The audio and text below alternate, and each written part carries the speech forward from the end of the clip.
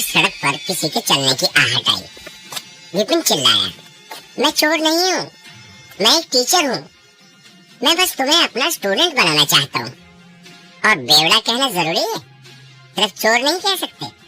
फिर विपिन को प्रिंसिपल की बात याद आई और उसने खुद से कहा, ये 17वां स्टूडेंट चला गया। अगर आज भी कोई स्टूडेंट नहीं मिला तो मुझे अपना बोरिया बिस्तर बांध कर स्कूल से जाना होगा। विपिन वैसे भी इस दुनिया का रहने वाला नहीं था। वो तो एक लाइब्रेरियन था। उसे बस इतना याद था कि उसने एक जलती हुई आग की लपटें देखी और वो बेहोश हो गया। जब उठा तो देखा कि वो किसी दूसरी दुनिया में पहुंच गया है। ये दुनिया तो बिल्कुल कहानियों में सुनी दुनिया जैसी है। युद्ध कलाएं और मार्शल आर्ट्स यहाँ बहुत मशहूर है और मार्शल आर्ट टीचर्स को लोग बहुत इज्जत देते हैं। जो मजबूत है वो यहाँ राज करता है। यही इस दुनिया का नियम है। सभी लोग उसकी बात सुनते हैं।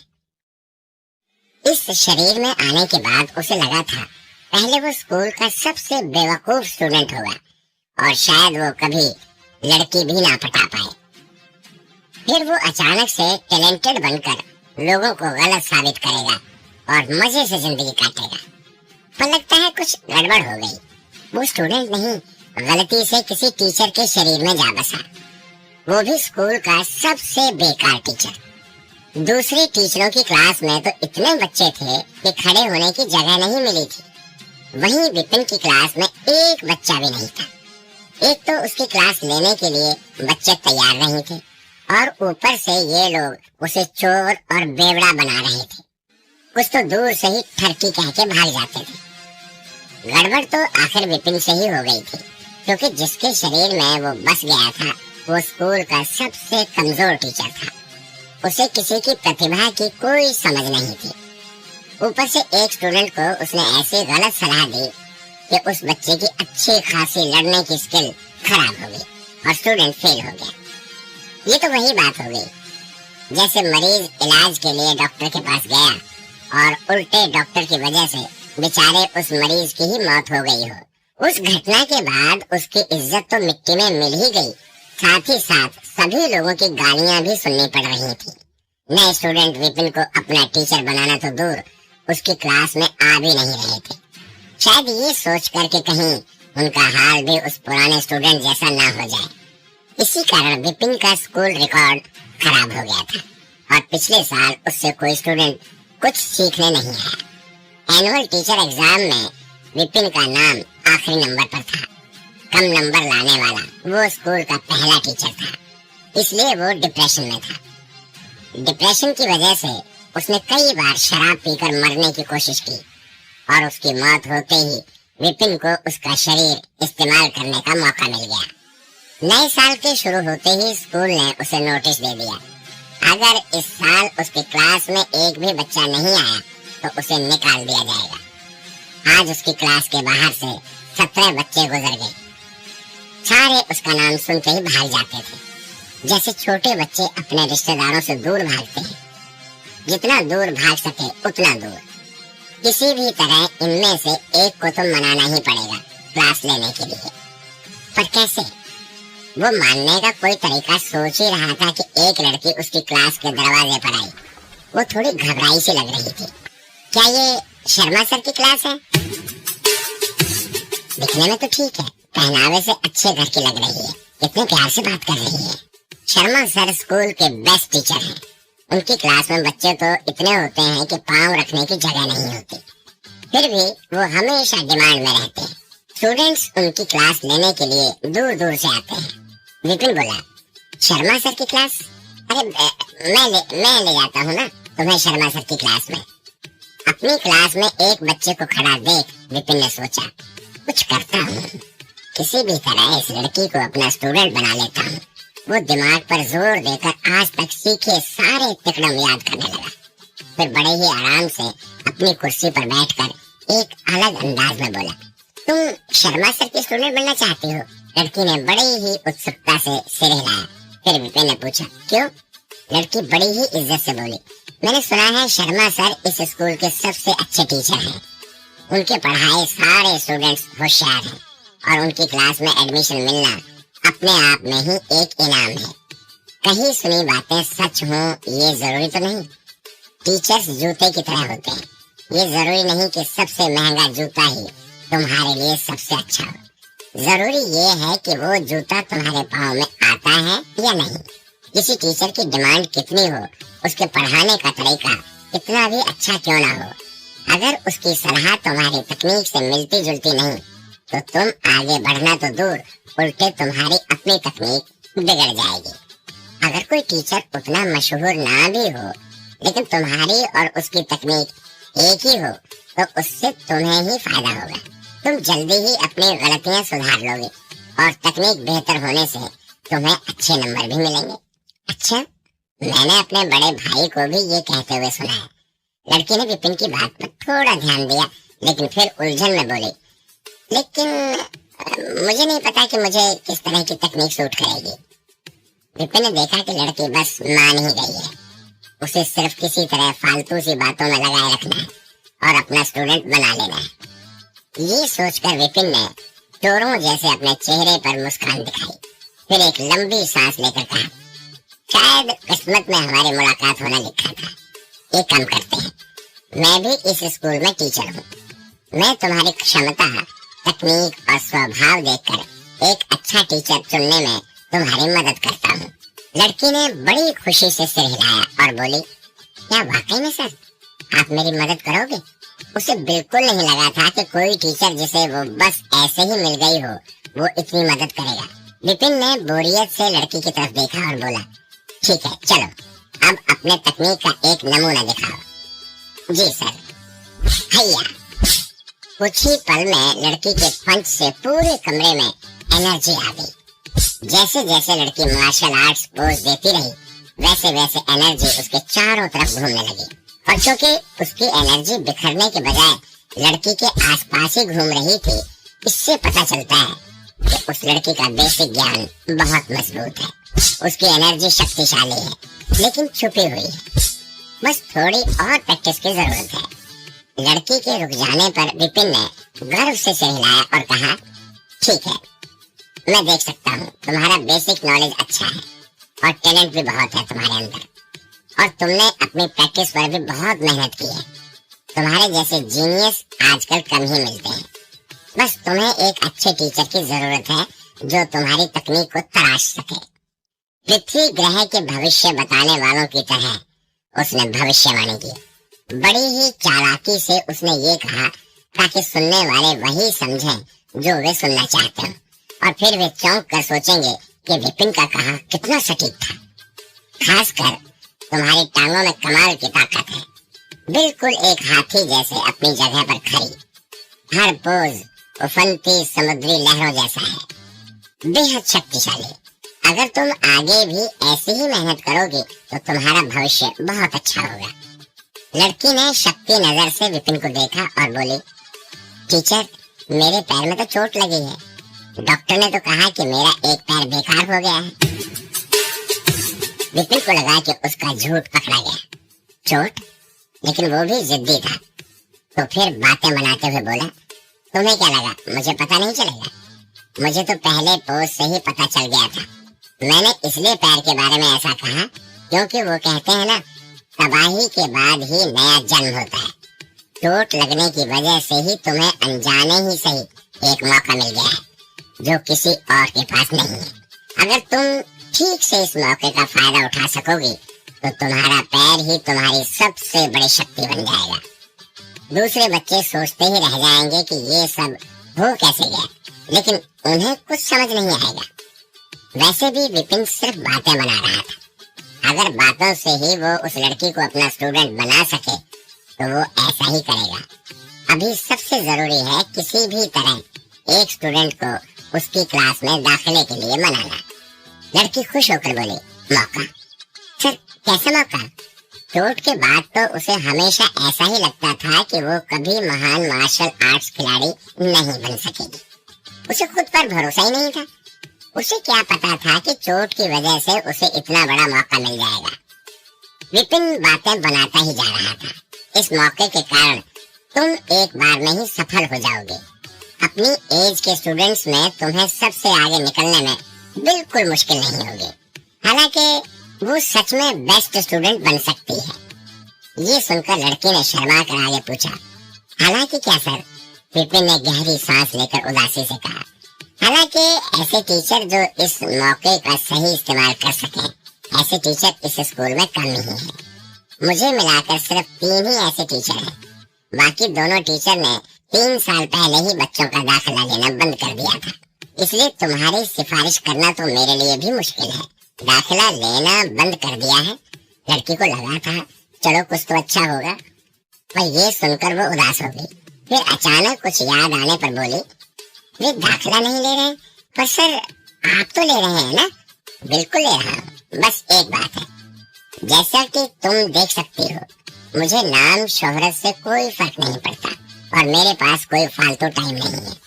फिर अपने चेहरे पर जिद्दीपन लाते हुए वो आगे बोला, अगर स्टूडेंट असली हीरा नहीं है तो मैं उसे दाखिला नहीं देता। चाहे कुछ भी हो, स्टूडेंट के टैलेंटेड होने पर ही मैं उसे अपनी क्लास में जगह देता हूँ। इससे पहले कि विपिन की बात खत्म हो, लड़की हाथ जोड़कर बोली, मैं जानती हूँ सर, आप महान हैं। प्लीज मुझे अपना स्टूडेंट बना लें। मैं पूरी मेहनत से ट्रेनिंग करूंगी और आपको कभी शर्मिंदा नहीं करूंगी। विपिन मन ही मन बहुत खुश हुआ, लेकिन फिर भी चेहरे पर उलझन दिखाते हुए बोला, हम पक्का किस्मत से मिले हैं, लेकिन तुम देख सकती हो मुझे शांति पसंद है। लड़की ने देखा कि टीचर थोड़ा नाखुश है, तो वो आदर से बोली, मैं कभी आपको परेशान नहीं करूंगी, मेहनत से ट्रेनिंग करूंगी और जरूरी होने पर ही आपको टोकूंगी। विपिन ने कहा, मेरे पास बहुत ज्यादा स्टूडेंट्स नहीं है, इसलिए बाकी टीचरों के मुकाबले मेरे पास ज्यादा साधन भी नहीं है और हो सकता है बाकी के स्टूडेंट्स तुम्हारा मजाक उड़ाएं। लड़की हिचकिचाई, साधन नहीं? मैंने तो सुना था साधन ट्रेनिंग के लिए बहुत जरूरी है। टीचर के पास कितने स्टूडेंट्स हैं, वे कितने होशियार हैं और भी कई सारी चीजों का ध्यान में रखकर ही स्कूल टीचर्स को साधन देता है। बिना अच्छे साधनों के ट्रेनिंग में सुधार करना मुश्किल है। मैंने तो बस तुम्हें परखने के लिए ऐसा कहा। अब क्योंकि तुमने फैसला ले ही लिया है और तुम आदर से मुझे अपना टीचर मान ही रही हो, तो ठीक है, मैं तुम्हें अपना स्टूडेंट बना लेता हूँ। उसने देखा लड़की फिर से पीछे हट रही है। जल्दी से उसने बोला, तुम्हारा पहचान पत्र? अभी इतनी जल्दी?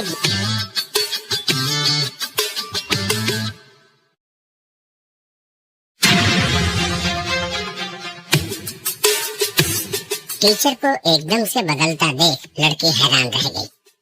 हैरानी से उसने विपिन का टोकन लिया, जिस पर विपिन का पहचान चिन्ह था। वो सोच ही रही थी कि हाँ करे या ना करे कि अचानक टीचर ने हाथ पकड़ा और खंजर से एक कट लगाया। खून की एक बूंद टोकन पर गिरी और चिंग एक चिंगारी आई। आह! लड़की हैरान रह गई।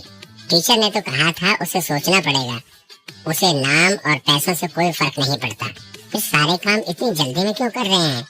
और खंजर भी तैयार ही था पहले से। खून से जांच के बाद विपिन ने चैन की सांस लेते हुए कहा, अभी से तुम मेरे स्टूडेंट हो। फिर दोबारा एक महान कलाकार की तरह नाटक करते हुए बोला, तुम्हारा नाम क्या है? सर मेरा नाम रोमा है। लड़की ने देखा अब वो पीछे नहीं हट सकती, तो फिर उसने सिर्फ हाँ में ही सिर हिला दिया। अपना टोकन ले जाओ, उसे दिखाकर तुम्हें बिस्तर और किताबें मिल जाएंगी और अपने रहने का इंतजाम करना मत भूलना। तुम्हारी ट्रेनिंग कल से शुरू होगी, मुझे कल यहीं मिलना। विपिन ने ये कहकर उसे वहाँ से जाने का इशारा किया। ठीक है सर, कहकर रोमा चली गई। मैंने एक स्टूडेंट तो बना ही लिया है।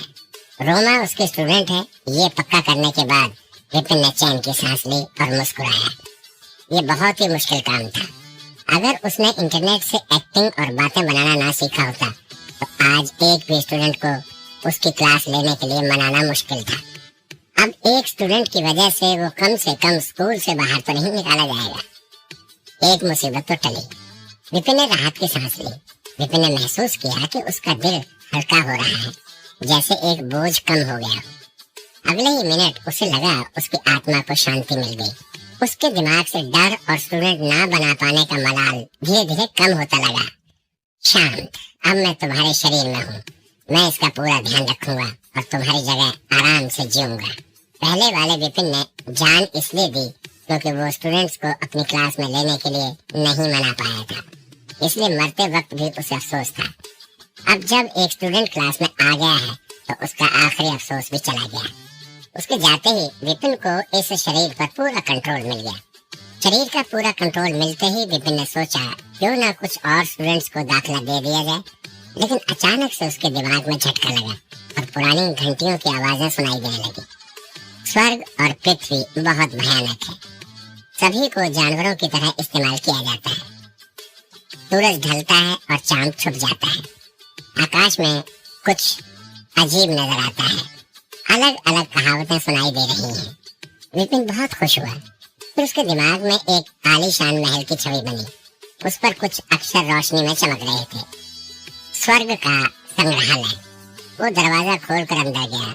अनगिनत मीनारें, उन पर किताब के स्टैंड ऊंचे खड़े थे। हर तरीके की किताब, शायद हर सब्जेक्ट पर। एक तरफ खड़े होकर देखो तो पता ही नहीं चल पाता कि शुरू कहाँ से हुआ और खत्म कहाँ है। ये शरीर बदलने वालों को मिलने वाला तोहफा तो नहीं।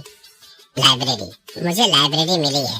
उफ, मैं पिछले जन्म में लाइब्रेरियन था। इसका मतलब ये तो नहीं कि इस जन्म में भी लाइब्रेरियन ही बनूंगा। दूसरों को तो तोहफे में बूढ़े, पूर्वज, गैजेट और ना जाने कितनी तरह की जादुई चीजें मिलती हैं, और मुझे लाइब्रेरी, बस एक लाइब्रेरी, ये मेरे किस काम की। विपिन की आंखों के सामने अंधेरा छा गया और उसे लगा वो बेहोश होकर गिर ही जाएगा। लाइब्रेरी इसलिए, ऐसा तो नहीं कि जब लोग मार्शल आर्ट्स करेंगे और मुझ पर तलवार भाले फेंकेंगे तो मैं उन पर किताबें फेंकूंगा। चलो कम से कम ये तो देख लो कि किताबें कौन सी हैं।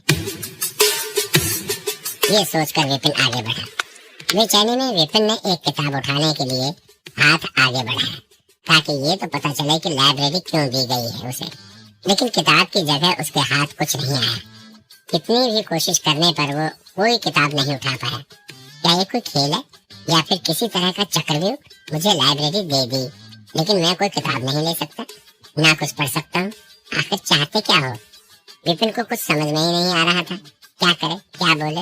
वो रोने ही वाला था लेकिन आंसू नहीं आ रहे। आसपास थोड़ा घूमने के बाद विपिन को ये समझ आया कि लाइब्रेरी में रखी सारी किताबें सिर्फ परछाई है, जैसे पानी में चांद की परछाई दिखाई देती है।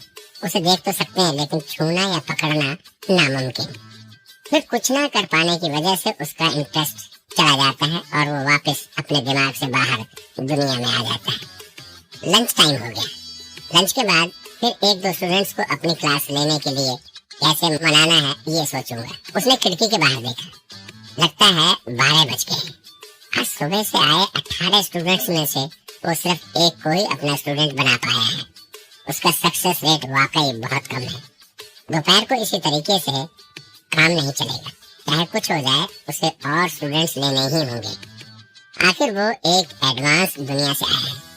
अगर वो इन पुराने जमाने के लोगों को बेवकूफ नहीं बना पाया तो वो सिर उठाकर ये कैसे कह पाएगा कि वो एक एडवांस दुनिया से आया है जहाँ ज्ञान ही ज्ञान है। अंगड़ाई लेते हुए वो क्लास से निकलकर कैंटीन की तरफ चला गया। उसके पिछले जन्म के स्कूल जैसी ही इस कराटे स्कूल की कैंटीन भी बहुत बड़ी है। इतनी बड़ी कि यहाँ एक बार में 10,000 लोग बैठकर खाना खा सकते हैं। अब एक स्टूडेंट का टीचर बनकर उसका मूड भी ठीक था, इसलिए खुशी में उसने कुछ मीठा खरीदा और एक कोने में जाकर बैठ गया। खाना टेस्ट में अच्छा था। अरे ये तो विपिन सर है ना। जब वो शांति से अपना खाना खा रहा था तो एक आवाज आई। ऊपर देखा तो सामने एक आदमी उसे देख रहा था और मुस्कुरा रहा था। उसके चेहरे पर कोई खुशी नहीं थी, बस नकली मुस्कुराहट की झलक थी। रितेश सर? विपिन ने पूछा। रितेश का पूरा नाम रितेश भारद्वाज था। उसने विपिन के साथ ही इस स्कूल में पढ़ाना शुरू किया था। उसकी एक बुरी आदत थी, वो दूसरों को खुद से तोलता था और फिर उन्हें नीचा दिखाकर खुश होता था। पुराना विपिन उसकी इतनी बेइज्जती झेल नहीं पाया, इसलिए उसने आत्महत्या कर ली। इस आदमी का विपिन की मौत में एक बड़ा हाथ है, क्योंकि इसी ने उस पर इतना दबाव डाला। आज नए स्टूडेंट्स स्कूल आए हुए हैं दाखिले के लिए, अपने टीचर चुनने के लिए। आपका दाखिला कैसा रहा? और क्योंकि आप इतनी खुशी से यहाँ खाना खा रहे हैं तो इतना भी बुरा नहीं होगा। देखिए ये मेरे स्टूडेंट्स हैं जो आज ही मेरी क्लास में आए हैं। कुल 12 हैं। मैंने सोचा क्यों ना उन्हें खाना खिला दूं उनके हॉस्टल जाने से पहले। रितेश ने शान से कहा और उन 12 स्टूडेंट्स की तरफ इशारा किया। अब तो कोई शक नहीं, ये यहाँ शेखी बघार नहीं आया है। विपिन और रितेश की कोई आपसी दुश्मनी नहीं थी। लेकिन क्योंकि दोनों एक ही टाइम स्कूल में आए थे तो उसके इस नोक झोंक से बचना लगभग मुश्किल था। इसलिए भी रितेश कई बार उसे नीचा दिखाकर खुद ऊपर उठने की कोशिश करता था। बच्चों का एक झुंड उसके पीछे पीछे चल रहा था। हर एक के चेहरे पर खुशी थी और नई चीजों के बारे में जानने की इच्छा थी। बच्चों, ये है विपिन सर, हमारे स्कूल में बहुत मशहूर हैं। ये हमारे स्कूल में टीचर रैंक में 0 नंबर लेने वाले पहले टीचर हैं। इन्होंने अपना नाम इतिहास में दर्ज कराया है। रितेश सर ने बच्चों को बताते हुए कहा, सालाना टीचर एग्जाम में 0 नंबर। ओह, मैंने कैंटीन आते हुए सुना था उनका एक स्टूडेंट बिल्कुल पागल हो गया था और लगभग अपाहिज भी हो गया था। मैंने भी यही सुना था। जब मैं यहाँ आ रहा था मुझे कई लोगों ने सलाह दी कि कुछ भी हो उन्हें टीचर ना सुनो, नहीं तो कुछ सीखना तो दूर, उल्टे यहाँ ये तो बचे हुए टैलेंट बर्बाद करने जैसा ही हो जाएगा। दिखने से तो लगता नहीं, चेहरा तो देखो कितना मासूम है। ये सुनते ही कैंटीन में शोर मच गया। सालाना टीचर एग्जाम में कई चीजें चेक की जाती हैं, उनमें से एक बच्चों का रिजल्ट भी है। अगर किसी टीचर की क्लास में बच्चे हैं तो उसे कोई ना कोई नंबर तो मिल ही जाता है। इसलिए 0 नंबर लेना तो वाकई इतिहास बनाने जैसा। क्या तुम्हारा बोलना खत्म हो गया? स्टूडेंट की भीड़ देखकर विपिन बिल्कुल नहीं घबराया। जिसे 0 नंबर मिले वो पुराना विपिन था, उससे मेरा क्या लेना देना। हालांकि उससे गुस्सा नहीं आया था, फिर भी उसे रितेश सर की बातें बिल्कुल अच्छी नहीं लगी। उसे उनका दूसरों का मजाक बनाकर खुद को अच्छा दिखने का तरीका बेहद गलत लगा। उसने हाथ हिलाकर कहा, जब आपका जी भरकर बोलना हो जाए तो प्लीज यहाँ से चले जाएं, मेरे खाने के बीच में रुकावट ना डालें। रितेश को कोई अंदाजा नहीं था इस इंसान को थोड़ी भी शर्म नहीं आएगी। जब उसके बारे में नए स्टूडेंट्स को पता चलेगा, यहाँ तो उसे मक्खी की तरह जाने को कह रहा है। उससे से रितेश का मुंह लाल हो गया। उसने सर उठाकर एक टीचर के घमंड से कहा, 0 नंबर लेकर स्कूल का रिकॉर्ड तोड़ा है तुमने, क्या तुम्हें थोड़ी भी शर्म नहीं आई? शर्म? मैं क्यों शर्मिंदा हूँ? तुमने खुद ही कहा मैंने रिकॉर्ड तोड़ा है और अब मैं एक सेलिब्रिटी बन गया हूँ। सारे नए स्टूडेंट्स मुझे पहले से ही जानते हैं, लेकिन तुम्हारा क्या, तुम्हें कौन जानता है? विपिन ने झूठ की तरफ इशारा करते हुए कहा, तुम्हें कितने नंबर मिले? क्या ये सब जानते हैं? स्कूल आने से पहले क्या ये लोग तुम्हें जानते थे? अगर तुमने इन्हें खाना नहीं खिलाया हो तो शायद ये तुम्हें अपना टीचर भी न मानते। टीचर होकर भी तुम इनके लिए अनजान ही हो। आखिरकार फिर तुम्हें किस बात का घमंड है? क्यों इतना घमंड करते हो? क्या अगर किसी और को 0 नंबर मिले तो वो अपना सिर ऊपर भी ना उठाए, बाहर जाना ही छोड़ दे डर से कि कहीं कोई चलती सड़क पर बेइज्जती ना कर दे। लेकिन ये इंसान तो बिल्कुल अजीब किस्म का है, उल्टा खुश हो रहा है और गर्व से सबको 0 नंबर के बारे में बता रहा है। मुझे ही कह रहा है 0 क्यों नहीं लाए। गुस्से से रितेश चिढ़ गया। ये तो सच में बेशर्म है। आखिरकार नंबर तो 0 ही है, 0 नंबर लाने पर कैसी खुशी, कैसा गर्व। उसके पीछे खड़े स्टूडेंट्स एक दूसरे की ओर देखने लगे। किसी को नहीं समझ आ रहा था कि क्या करें। उसकी इज्जत का क्या, नाम का क्या? ये टीचर इतना बेशर्म, शर्मिंदा, क्या मजाक है। जिस दुनिया से वो आया है वहाँ लोग मशहूर होने के लिए क्या क्या नहीं करते। मशहूर होने के लिए लोग कुछ भी करने के लिए तैयार हो जाते हैं। नकली खबरें, बेकार फिल्में और पता नहीं क्या क्या। उन्हें तो कोई शर्म नहीं आती। एग्जाम में 0 नंबर लाना तो उन चीजों के सामने कुछ भी नहीं है। रितेश गुस्से से चिल्लाया, टीचर के लिए सबसे जरूरी स्टूडेंट्स को पढ़ाना होता है। मैं तुमसे बहस करके अपना टाइम खराब नहीं करूंगा। जब तुम्हें कोई स्टूडेंट मिले तब बात करेंगे, तभी देखेंगे किसके स्टूडेंट मार्शल आर्ट्स में ज्यादा माहिर है। ये कहकर रितेश मुड़कर जाने लगा। तभी एक आदमी और एक लड़की की बातचीत सुनाई दी। वो टीचर बुरे नहीं है, उनका मिजाज भी अच्छा है। एक घबराई लड़की की आवाज आई, लेकिन उसकी आवाज में हिचकिचाहट थी। मैडम मेरी बात सुनिए, यहाँ के लिए निकलने से पहले साहब ने मुझे कहा था कि आपको शर्मा सर के पास ही ले जाऊं, लेकिन आप जाना ही नहीं चाहती। आप तो मुझे भी बाहर ही छोड़कर आई थी और सभी को छोड़कर आपने उस टीचर को चुना। आखिरकार इसके पीछे क्या वजह है?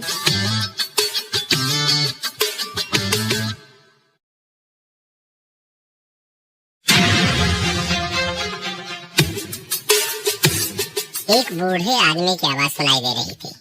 उसकी आवाज से ही निराशा झलक रही थी। वो टीचर उतने बुरे नहीं है जितना आपने कहा था। वो एक अच्छे इंसान है। उन्होंने मुझसे कहा है कि वे मेरी मदद जरूर करेंगे। उन्होंने कहा है कि अगर मैं ठीक तरह से मेहनत करूंगी तो मैं क्लास में पहली रैंक ला सकती हूँ। ये सब कहने पर भी उस लड़की की आवाज में हिचकिचाहट लग रही थी। तुम पहली रैंक लाना चाहती हो? अगर तुम उस टीचर से पढ़ोगी तो पहली रैंक तो दूर की बात है, तुम्हें पोज करने की भी बुद्धि नहीं रहेगी। मैडम, क्या आपको पता नहीं वो कौन है? वो इस स्कूल का सबसे बेकार टीचर है। उसे तो 0 नंबर मिले हैं। आप जल्दी से अपना दाखिला उनकी क्लास से वापस ले लो। अगर साहब को पता चल गया तो वे मुझे नौकरी से निकाल ही देंगे। उस बूढ़े आदमी की बात सुन के वो लड़की डर गई। उसे कुछ समझ नहीं आ रहा था। ऐसा लग रहा था उलझन की वजह से वो अभी रोने लगेगी। उन दोनों की बातें सुनकर रितेश की आंखों में चमक आ गई और वो हंसते हुए विपिन की ओर देखने लगा। विपिन सर, क्या इस बच्ची को अभी अभी आपने अपनी क्लास में दाखिला दिया? लगता है आपके साथ कुछ बुरा होने वाला है। लगता है ये अपना नाम वापस लेने की सोच रही है। अगर किसी स्टूडेंट को लगता है कि उसका टीचर उसके लिए ठीक नहीं है तो वो उसका टोकन वापस दे सकता है और फिर कोई दूसरा टीचर ढूंढ सकता है। रितेश के ऊंची आवाज में ऐसा कहने पर काफी बच्चों की भीड़ आसपास इकट्ठा हो जाती है। वो लड़की और उसका नौकर भी रितेश और विपिन की ओर देखने लगता है। मैडम, क्या ये वही टीचर है जिनका टोकन आपने लिया है? उस बूढ़े नौकर की नजर विपिन पर पड़ी। हाँ, ये वही है, लड़के ने जवाब दिया। नौकर उसी वक्त अपनी जगह से उठकर विपिन की ओर जाने लगा। विपिन सर, मेरी मैडम अपना नाम वापस लेना चाहती है। भैया, नौकर की जल्दबाजी ने लड़की को हैरान कर दिया। लड़की ने शर्मिंदा होकर सिर झुका लिया और जल्दी से नौकर के पीछे पीछे आ गई। उसने विपिन की ओर देखा और बोली, सर मैं... ये वही लड़की थी जिसे विपिन ने अभी कुछ देर पहले अपना स्टूडेंट बनाया था, रोमा। रोमा, तुम्हें पता है कि मैं हर किसी को अपना स्टूडेंट नहीं बनाता। मैंने तुम्हें अपना स्टूडेंट इसलिए बनाया क्योंकि शायद किस्मत में यही लिखा था, वरना आज हमारी मुलाकात क्यों होती। तुम अपना नाम वापस लेकर इतने अच्छे मौके को हाथ से क्यों गंवाना चाहती हो? क्या तुम्हें पता है कि कितने स्टूडेंट्स मुझसे पढ़ना चाहते हैं, मेरी क्लास में दाखिला लेना चाहते हैं, लेकिन मैं उन्हें मना कर देता हूँ। सच तो ये था कि विपिन उस लड़की को इतनी आसानी से नहीं जाने देना चाहता था, जिसे उसने इतनी मेहनत से अपनी क्लास में लेने के लिए मनाया था। इसलिए उसने एक ऊंचे लहजे में ये सब बातें कहनी शुरू कर दी। ये क्या कह रहे हो? विपिन की बातें सुनकर आसपास के लोग हैरानी से विपिन की ओर देखने लगे। उन्हें लगा, क्या ये आदमी पागल हो गया? भला ऐसे कोई कहता है क्या? क्या मतलब? तुम स्टूडेंट्स का दाखिला नहीं ले रहे हो? और क्या कहा? कई लोग तुम्हारे स्टूडेंट बनना चाहते हैं। अरे तुम्हें स्टूडेंट्स अपना टीचर नहीं बनाना चाहते। ये सब होता देख लड़की ने अपने नौकर को चुप रहने के लिए कहा, लेकिन इससे पहले कि वो कुछ कहती, नौकर ने देखा अभी भी मैडम उलझन में है, तो नौकर फिर बोला, विपिन सर, मैडम अपना नाम आपकी क्लास से वापस लेना चाहती है। वे बस कह नहीं पा रही हैं। आशा करता हूँ आप उनकी इच्छा का सम्मान करेंगे और नाम वापस लेने की जो भी प्रक्रिया है उसे आगे बढ़ाएंगे। विपिन के पैरों तले जमीन खिसक गई। वापस? तुम्हें इस बारे में ठीक से सोच लेना चाहिए। अपना नाम वापस लेने से पहले तुम्हें ये सोच लेना चाहिए, इससे इसका नाम खराब होगा। एक टीचर की क्लास से नाम वापस लेकर दूसरे टीचर इसे अपनी क्लास में लेने से पहले 2 बार सोचेंगे। क्या तुम अपनी जिद के कारण अपनी मैडम का भविष्य खराब करना चाहते हो? क्या तुम इसकी जिम्मेदारी ले सकते हो? ये नौकर घबरा गया। स्टूडेंट्स अपना नाम वापस ले सकते हैं, लेकिन इससे उस टीचर का नाम बदनाम होता है। इसका मतलब ये भी हुआ, अगर स्टूडेंट्स एक क्लास से अपना नाम वापस ले सकता है तो वो और क्लासों से भी अपना नाम वापस ले सकता है। इस तरह के स्टूडेंट्स को टीचर कम ही दाखिला देते हैं, जिससे स्टूडेंट का रिकॉर्ड बिगड़ जाता है। जो स्टूडेंट टीचर को बुरा कहकर उसका अपमान कर सकता है, ऐसे स्टूडेंट को टीचर अपना टोकन क्यों देंगे? ऐसे स्टूडेंट को दाखिला देने का मतलब दूसरे टीचर की बेइज्जती करना भी होगा। सभी टीचर एक ही स्कूल के हैं, इसलिए एक स्टूडेंट के लिए वे अपने ही साथियों को दुखी नहीं करना चाहते। और अगर किसी स्टूडेंट को टीचर ना मिले तो उस स्टूडेंट का भविष्य तो खराब हो ही जाता है। थोड़ी देर पहले ही नौकर जिद पकड़कर बैठा था, लेकिन ये सब सुनकर वो मुसीबत में पड़ गया। आखिरकार वो बस एक नौकर है। अगर उसकी वजह से उसकी मैडम का भविष्य खराब हो गया तो पता नहीं उसका क्या होगा। नौकर को उलझन में देख विपिन ने उसे तसल्ली दी, चिंता मत करो, तुम्हारी मैडम टैलेंटेड है, मैं उन्हें ठीक से पढ़ाऊंगा, वे जरूर अच्छे नंबर ले आएंगे। क्या मजाक है? कोई कैसे भला मरे हुए पक्षी को उड़ना सिखा सकता है? 1 मिनट, कौन कहता है कोई और टीचर दाखिला नहीं देगा? सुनो लड़की, अगर तुम अपना नाम इस टीचर की क्लास से वापस लेती हो तो मैं अभी तुम्हें अपनी क्लास में दाखिला देता हूँ। इससे पहले कि विपिन आगे कुछ और कहता, रितेश बीच में ही बोला। वो तो अभी अभी कह रहा था कि बहस नहीं करूंगा और मौका मिलते ही फिर शुरू हो गया। क्या ये कभी मुझे चैन से नहीं रहने दे सकता? अब विपिन को गुस्सा आ गया। रितेश, तुम क्या करने की कोशिश कर रहे हो? कोशिश कर रहा हूँ? अरे इस लड़की को तो देखो, टैलेंटेड है लेकिन डर से कुछ नहीं कह पा रही है। मैं इसका भविष्य कैसे खराब होने दूं? अगर ये नाम वापस लेना चाहती है तो मैं इसे अपनी स्टूडेंट बनाने के लिए तैयार हूँ। आखिरकार सभी स्टूडेंट्स पढ़ने ही तो यहाँ आए हैं। ये बिल्कुल सही है कि वे उसी टीचर से पढ़ें जिससे पढ़ना चाहते, उससे नहीं जिस टीचर को एग्जाम में 0 नंबर मिले हों। खुशी से रितेश जोर जोर से हंसने लगा। सरेआम स्टूडेंट्स को चुराना, तुम्हें क्या लगता है मैं इस बात के बारे में स्कूल एडमिनिस्ट्रेशन से नहीं कहूँगा? ये कोई मामूली बात नहीं, सरेआम स्टूडेंट्स को भड़का रहा है। हालांकि स्कूल ने टीचर को अपनी मर्जी से स्टूडेंट चुनने की छूट दे रखी है, लेकिन इस तरह से भड़काए जाने को वे हल्के में नहीं लेंगे। ऐसा हो जाए तो स्कूल नहीं, टीचर के लिए स्टूडेंट्स हड़पने का मैदान बन जाएगा। स्कूल का माहौल बिगड़ेगा और टीचर भी झगड़ना शुरू कर देंगे। रितेश बोला, स्टूडेंट को भड़काना? ये क्या बढ़ा चढ़ा कर बोल रहे हो? कम से कम स्टूडेंट को खुद टीचर चुनने का मौका तो दो। हम दोनों इसे अपनी अपनी सलाह देंगे, उसे खुद ही फैसला करने दो। क्या कहते हो, हो जाए कंपटीशन? टीचरों के बीच सलाह देने का कंपटीशन। विपिन घबरा गया।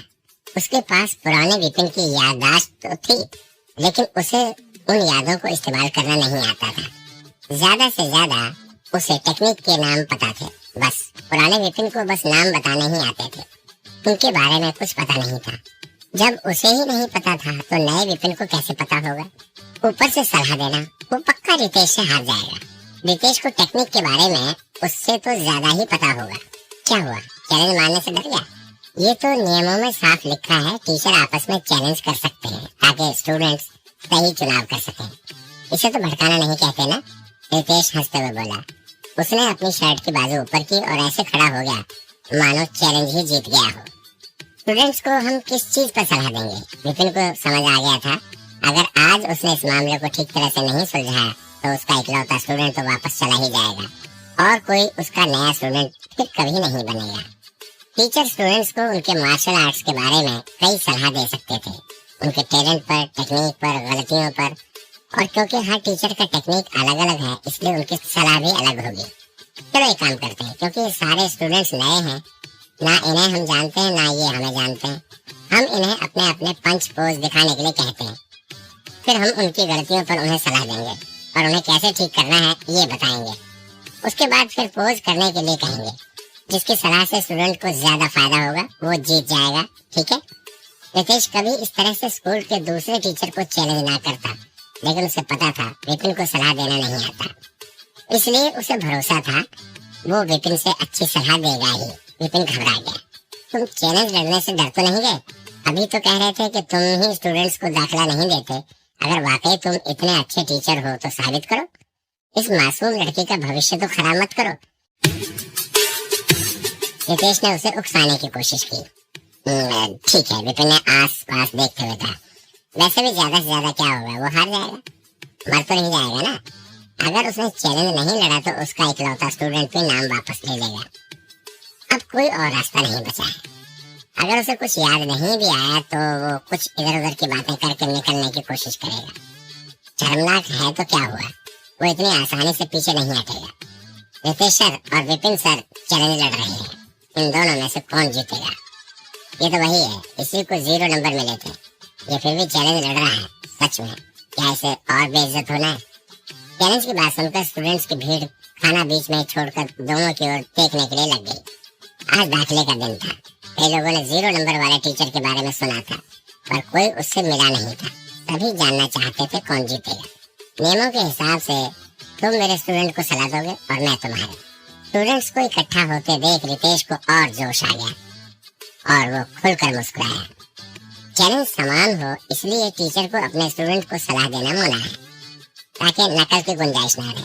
उन्हें बस एक दूसरे के स्टूडेंट्स को सलाह देनी है। चैलेंज के नियम और तरीका बताकर रितेश एक महान टीचर की तरह कोने में खड़ा हो गया और लड़की की तरफ देखकर बोला, लड़की यहाँ आओ, मुझे अपना मार्शल आर्ट का बेसिक पोज दिखाओ और फिर अपनी पूरी ताकत से उस दीवार पर मारो। मैं? लड़की हैरान होकर विपिन की ओर देखने लगी, फिर हिम्मत कर आगे बढ़ी। उसने रितेश को अपना मार्शल आर्ट बेसिक पोज करके दिखाया। फिर पहले की ही तरह उसकी एनर्जी से हवा में हलचल होने लगी और आखिरी पोज होते ही जोर की आवाज आई। उसके पंच की आवाज पूरी कैंटीन में गूंज गई। अगर किसी ने अपनी आंखों से ना देखा होता तो कोई नहीं मानेगा कि इस घबराई लड़की ने पंच मारा होगा। उसका पोज मजबूत था और पंच जोरदार। कोई देख के ही कह सकता था उसने अच्छी प्रैक्टिस की है। फिर लड़की ने मुड़कर दोनों टीचर की ओर देखा। पोज देखने के बाद विपिन मायूस हो गया। जितना उसे पता था पुराने विपिन को भी नहीं पता था कि क्या गलती निकले। इसमें कोई हैरानी नहीं कि 0 नंबर मिले थे। कोई भी कमी निकालने के लिए उसकी नजर कमजोर थी। रितेश ने देखा लड़की में टैलेंट है और मुस्कुराते हुए कहा, अब अपनी पूरी ताकत से उस दीवार पर पंच मारो। वो उसके दिमाग से उसका ध्यान अभी ही हटा था और उसका सिर अभी भी चकरा रहा था। उसे तो पोज का नाम भी नहीं पता। वो गलती कैसे निकाले, सलाह कैसे दे। विपिन सर प्लीज मेरी गलती सुधारें। रोहन आगे बढ़ा और विपिन की ओर देखकर बोला,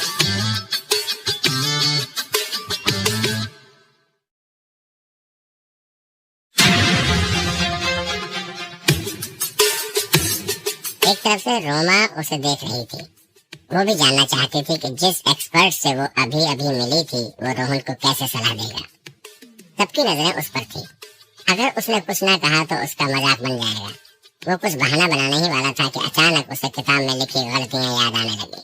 उसे नहीं पता कि जानकारी सही थी या गलत, लेकिन इस वक्त कोई बहाना भी नहीं सूझ रहा था उसे। इसलिए उसने हिम्मत करके कहा, तुम्हारे पोज में बहुत गलतियां हैं, कुल 12 गलतियां। हाँ हाँ कहता हूँ बहुत गलतियां, 12। मैंने गलत तो नहीं सुना ना? तुम बहुत अच्छा मजाक कर लेते हो। ये नेवला पंच बहुत साधारण है। पूरे देश में इसे सभी स्कूल सिखाते हैं। हजारों साल के बाद, इतनी कोशिशों के बाद इसे इस पोज में ढाला गया है। ये परफेक्ट तो नहीं, लेकिन इतना भी गलत नहीं था। तुम्हें सच में इसमें 12 गलतियां नजर आ रही हैं। झूठ, शायद इसे कुछ भी नहीं आता, इसलिए कुछ भी फालतू बोले जा रहा है।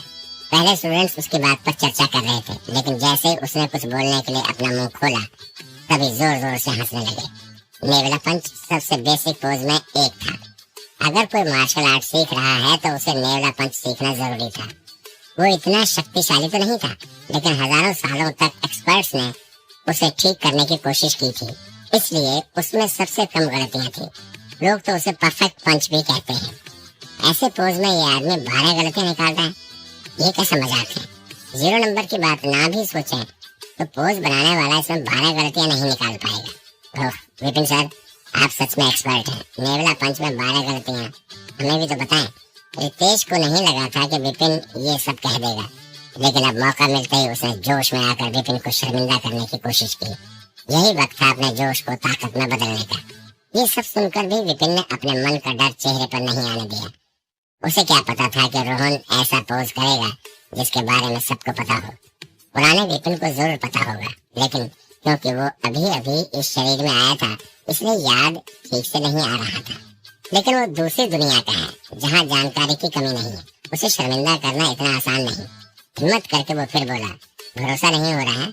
ऐसा नहीं है कि मैं सलाह नहीं देना चाहता, लेकिन तुम लोग मेरी बात पर भरोसा नहीं करोगे, और क्योंकि तुम वैसा नहीं करोगे जैसा मैं कह रहा हूँ तो इसमें मेरी कोई गलती नहीं है। रोमा चलो, इस तरह का चैलेंज का कोई तुक नहीं है। रुक जाओ, हम तुम्हारी बात मान लेते हैं, आगे बोलो। विपिन को जाते देख रितेश ने उसे तुरंत रोका। तो लग रहा था कि विपिन जानबूझकर गलतियां बढ़ाकर बोल रहा है ताकि लोग उसकी बात पर हंसें और उसे ऐसा कहकर भागने का मौका मिल जाए। लेकिन ऐसा मौका उसे दोबारा नहीं मिलेगा तो वो विपिन को कैसे जाने देता। ये देखकर कि विपिन पूरी तरह से फंस गया है, अब उसके पास कोई चारा नहीं था सिवाय इसके कि वो उस किताब को खोले और जो लिखा है उसे पढ़ दे। अगर मरना ही है तो ठीक है। उसने किताब खोली और गलतियां दोबारा पढ़ी। उसकी नजर आखिरी गलती पर पड़ी और फिर बोला, तुमने पोज दाएं हाथ से किया, मेरी सलाह मानो उसे बाएं हाथ से करो और फिर दीवार पर पंच मारो। क्या पता उसे मेरा तोहफा ठीक हो। वैसे भी कोई बचने का दूसरा रास्ता तो था नहीं। बाएं हाथ से यह भी तो सलाह हो सकती है। क्या मजाक है, बाएं हाथ सभी का कमजोर होता है। अगर बाएं हाथ से करेगा तो उसका पूरा पोज खराब तो नहीं हो जाएगा। स्टूडेंट्स विपिन की ओर देखने लगे। सबको पता था बाएं हाथ कमजोर होता है, रोहन का भी होगा, फिर भी बाएं हाथ से पोज करने के लिए कह रहा है। ये कैसा मजाक है। रितेश ने सोचा मैं बस जीत ही गया, पर फिर भी उसने रोहन को कहा, रोहन जैसा कहा है वैसा करो। रोहन अभी अभी उसका स्टूडेंट बना था, इसलिए उसे पता था रोहन ज्यादातर दायां हाथ ही इस्तेमाल करता है। अगर बाएं से करेगा तो 30 किलो ही ले पाएगा।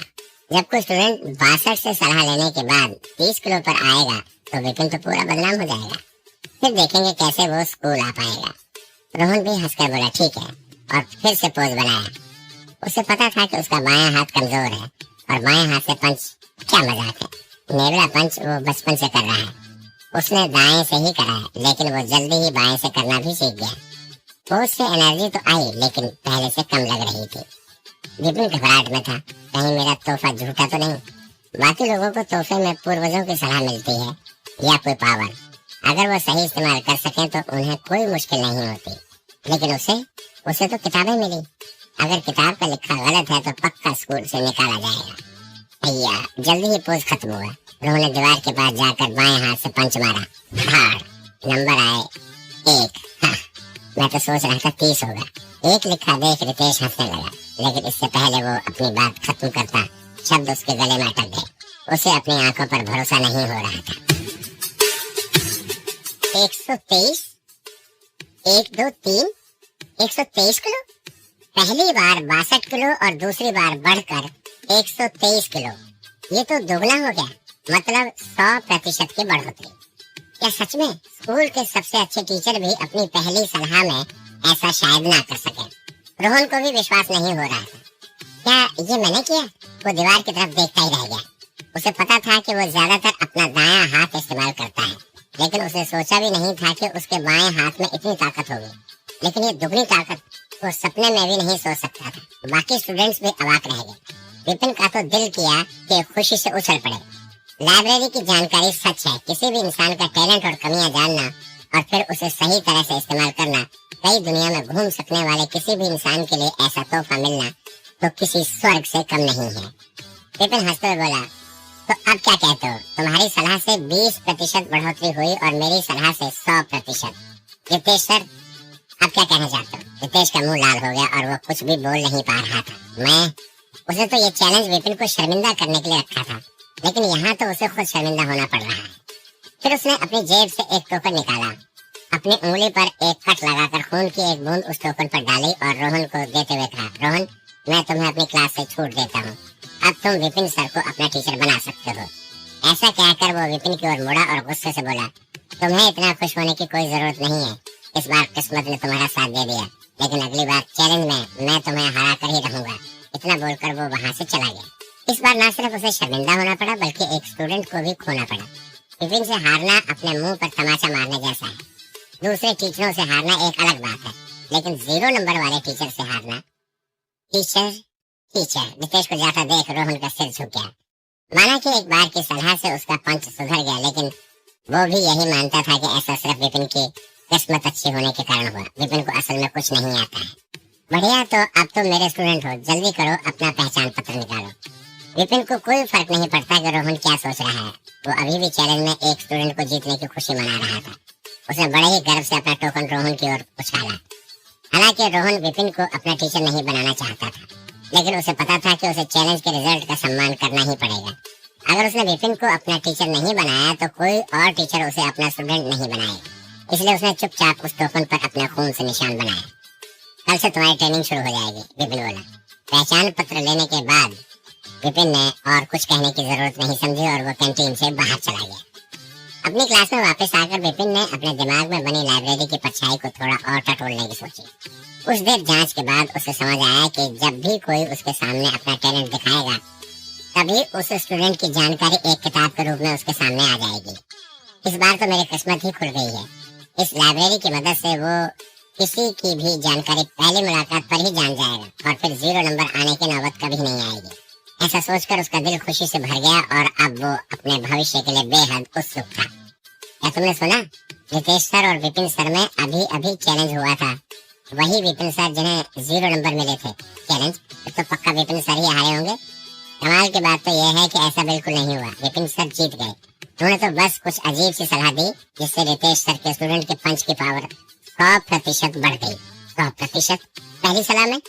शर्मा सर भी ऐसा नहीं कर सकते तो विपिन सर कैसे करेंगे? झूठ मत बोलो। झूठ कैसे हो सकता है? पूरी कैंटीन में बैठे स्टूडेंट्स ने अपनी आंखों से देखा। जिन्होंने ऐसा होते हुए अपनी आंखों से देखा था वे उसी बात पर चर्चा कर रहे थे। 100% की बढ़त। मुझे तो लगता है किस्मत ने साथ दे दिया इसका इस बार। उसके खुद की इतनी समझ कहाँ। करीमनगर देश का तीसरा सबसे बड़ा शहर है। रेनू उस शहर के मेयर की बेटी है। बचपन से ही अच्छे स्कूलों में पढ़ी है और उसका कराटे स्कूल आने का कारण भी सिर्फ शर्मा सर के स्टूडेंट बनना है। उसने सपने में भी नहीं सोचा था कि वो शर्मा सर से भी अच्छे किसी टीचर के बारे में सुनेगी। तो उसका इन बातों पर विश्वास न करना स्वाभाविक था।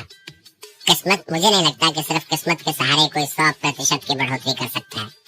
पास ही बैठे एक और स्टूडेंट ने उसकी बात का जवाब दिया। तुम्हें क्या लगता है मैं विपिन सर को पहचानती नहीं? किस्मत नहीं तो और क्या होगा? मत भूलो कि ये वही टीचर है जिसे 0 नंबर मिले थे और लगभग स्कूल से निकाल ही दिया गया था। ऐसा टीचर भला किस काबिल होगा? मेरी बात पर विश्वास नहीं तो मैं अभी उसकी पोल खोल सकती हूँ। रेनू बचपन से ही बिगड़ी हुई लड़की थी। उसे अपनी बात को किसी भी तरह मनवाने की आदत थी। किसी बुरे टीचर की तारीफ सुनकर उससे चुप नहीं रहा गया और वो चिढ़ गई।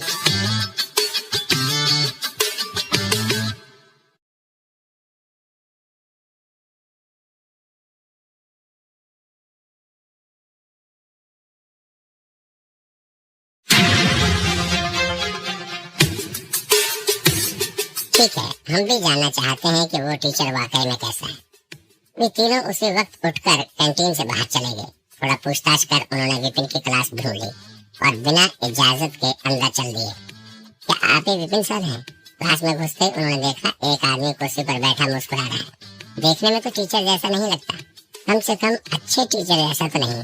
थोड़ी देर तक उन्हें कोई जवाब नहीं मिला। कुछ स्टूडेंट्स को अपनी क्लास में आते देख विपिन लाइब्रेरी का निरीक्षण छोड़ उनकी तरफ देखकर बोला, हाँ मैं ही हूँ। हमने सुना है आपने अभी रितेश सर को चैलेंज में हराया। आपकी सलाह से उनके स्टूडेंट्स ने 100% सुधार किया। रेनू ने अविश्वास के साथ पूछा। विपिन की हामी भरते वो आगे बोली, तो मुझे भी सलाह दें, मैं भी देखना चाहती हूँ कि क्या आप मेरी भी ताकत 100% बढ़ा सकते। मेरे पास फालतू टाइम नहीं है। इतना कहकर विपिन ने उसे जाने को कहा। टीचर्स की भी अपनी इज्जत होती है। वे कोई बंदर नहीं जो जहाँ जहाँ नाचने को बोल दिया। वो ऐसे कैसे किसी की भी राह चलते को सलाह दे सकते हैं। वैसे भी इतना भी क्या घमंड, मैं तुम्हारा नौकर नहीं, विपिन ने सोचा। टाइम नहीं है क्या? टाइम नहीं है क्या? आप अभी खाली नहीं बैठे थे, बस मुस्कुराए जा रहे थे। रेनू को समझ में आ रहा था कि विपिन बस से पीछा छुड़ाना चाह रहा है। उसने अपने सभी दोस्तों के सामने ये कह दिया था कि वो इस टीचर की पोल खोल कर रहेगी। अब उसे बिना कुछ कहे वहाँ से भगाया जा रहा है। हरगिज़ नहीं। मुझे स्टूडेंट्स का दाखिला लेना है। मेरे पास एक घमंडी लड़की की जिद पूरी करने का समय नहीं है, विपिन शांति से बोला। रेनू गुस्से से चिल्लाई, आप? वो इस शहर के मेयर की बेटी है। वो जहाँ भी जाती है उधर लोग उसकी तारीफ करते हैं और ये आदमी न केवल उसे मना कर रहा है बल्कि घमंडी भी कह रहा है। टीचर है तो क्या हुआ, ऐसे बोलने का हक किसी को नहीं। दांत पीसते हुए रेनू बोली, सर हम ऐसा क्या करें जिससे आप हमें सलाह देंगे? विपिन ने उसकी ओर देखकर कहा, मुझे अपना टीचर बना लो। रेनू ने देखा कि विपिन उसकी ओर देखे जा रहा है जैसे किसी पागल को देख रहा हो। ठीक है, मैं आपको अपने टीचर बनाने के लिए तैयार हूँ, लेकिन अगर मुझे गलत सलाह दी तो मैं आपकी पोल पूरे स्कूल के सामने खोल दूंगी।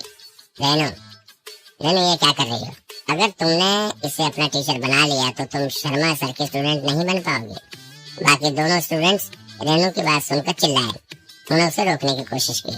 अपने दोस्तों की बात सुन रेनू हिचकिचाई। उसे पता था स्कूल के नियमों के अनुसार वो एक बार में एक ही टीचर की स्टूडेंट बन सकती थी।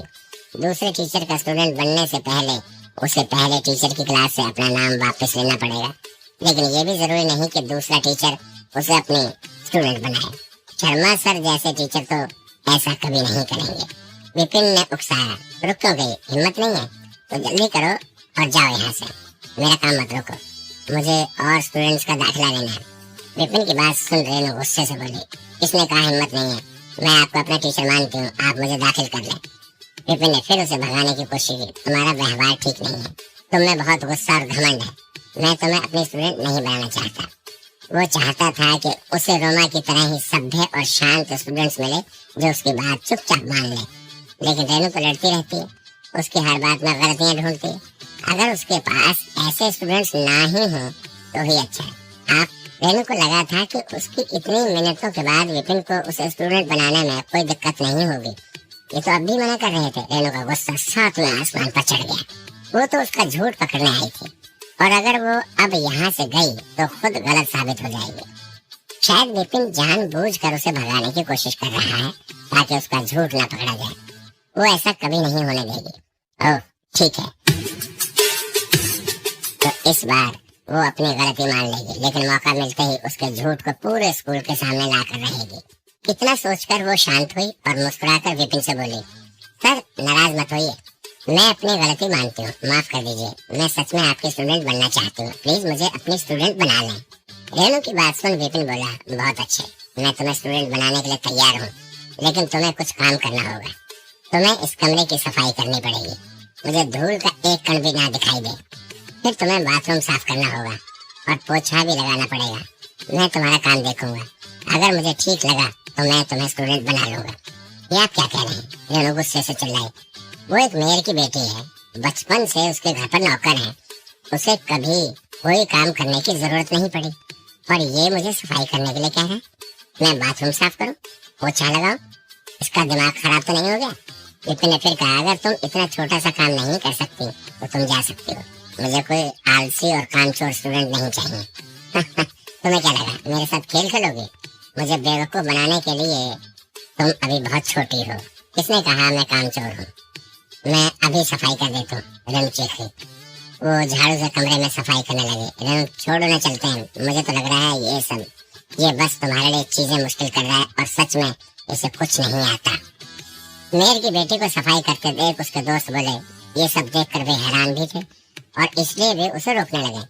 रेनू तेवर दिखाते हुए बोली, तुम दोनों बाहर मेरा इंतजार करो, मैं अभी इसकी सारी पोल खोल दूंगी। मैं आज तक किसी से नहीं हारी। उन दोनों को रेनू के गुस्से के बारे में पता था, अगर वो कुछ जिद पकड़ लेती है तो किसी की नहीं सुनती थी।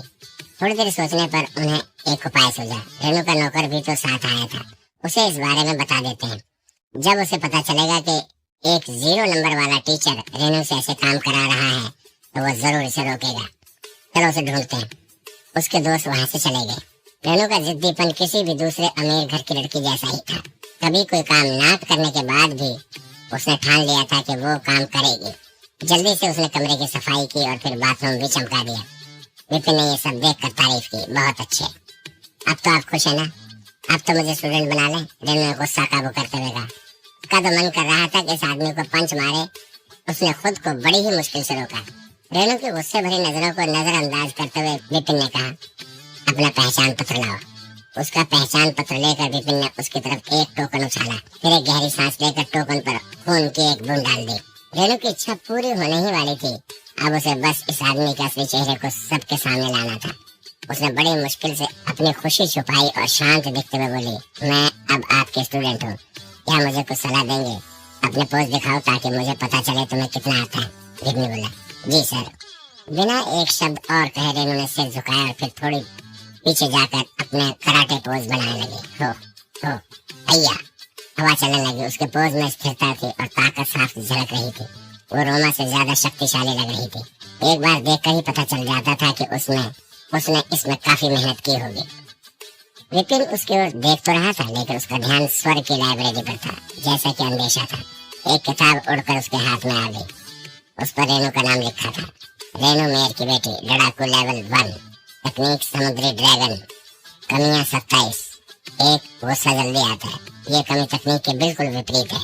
समुद्री ड्रैगन को शांत होना चाहिए ताकि वार करते वक्त पूरी ताकत उस वार में लगा सके। 2, इस किताब में भी पहले की तरह कमियां और तकनीक के बारे में लिखा था। धाड़। उसी पल में रेनू का पोज खत्म हो गया। मुट्ठी बढ़ाकर उसने दीवार पर पंच मारा। एक आवाज के साथ ही दीवार पर कुछ नंबर आ गए। 110। विपिन रेनू से प्रभावित होकर बोला, बहुत अच्छे। स्कूल में दाखिले से पहले ही इतनी ताकत होना रेनू वाकई में काबिल है। ठीक है, अब मुझे कोई सलाह दे। रेनू बोली। इतनी कसरत के बाद भी वो थकी हुई नहीं लग रही थी। इतनी मेहनत के बाद रेनू इस आदमी को झूठा साबित करने के लिए तैयार थी, पर कैसे? अचानक उसे एक आइडिया आया। उसने एक जादुई नजर मणि को अपनी शर्ट की बाजूबंद में छुपा लिया। नजर मणि एक ऐसी मणि है जो अपने आसपास हो रही सभी घटनाओं को दर्ज कर लेती है। रेनू इस मणि को इस्तेमाल विपिन के झूठ का सबूत रखने के लिए करेगी, जिसके बाद में वो बातें बनाकर इस चोरी से बच न सके। अब देखते हैं कैसे बचोगे। बड़े आए शर्मा सर से मुकाबला करने वाले। रेनू की आंखों में जीत की चमक थी और उसने बड़ी ही मुश्किल से अपनी हंसी रोकी। अब तो बस ये देखना था कि विपिन बेकार की क्या सलाह देगा। अचानक उसने देखा कि वो बिल्कुल उसके करीब ही खड़ा था। उसे अपने इतने पास देखकर रेणु थोड़ा पीछे हट गई। उसने गुस्से से कहा, आप क्या कर रहे हैं? आराम से, मैं बस कुछ जांच रहा था। अपने हाथ पीछे कर विपिन रेणु के चारों ओर चक्कर काटने लगा। फिर सिर हिलाकर रेणु के सामने करीब 15 इंच दूर जाकर खड़ा हो गया।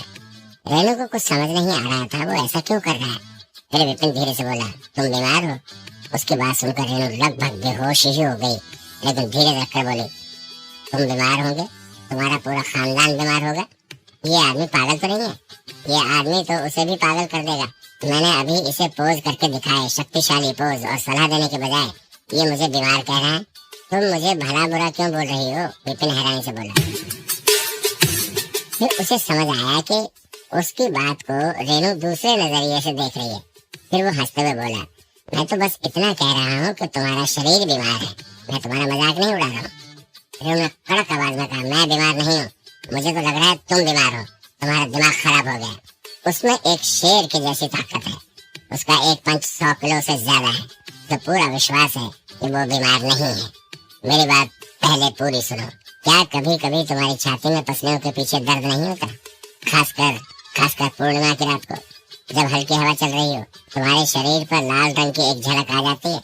फिर विपिन थोड़ा हिचकिचाया, जैसे आगे बोलने में उसे तकलीफ हो रही हो, लेकिन फिर से बोला, अब तुम कितनी भी कसरत कर लो लेकिन फिर भी बेचैनी रहती है, आपको कैसे पता? रेणु ने उसकी सलाह को गलत कहने का मन बना ही लिया था, लेकिन विपिन की बात सुन वो कुछ ना कह सकी।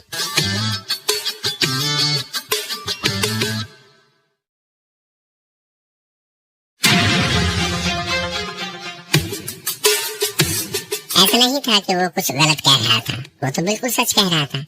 कुछ दिनों से उसे अपनी पसलियों में दर्द तो हो रहा था, बहुत ज्यादा तो नहीं, लेकिन ये सच था।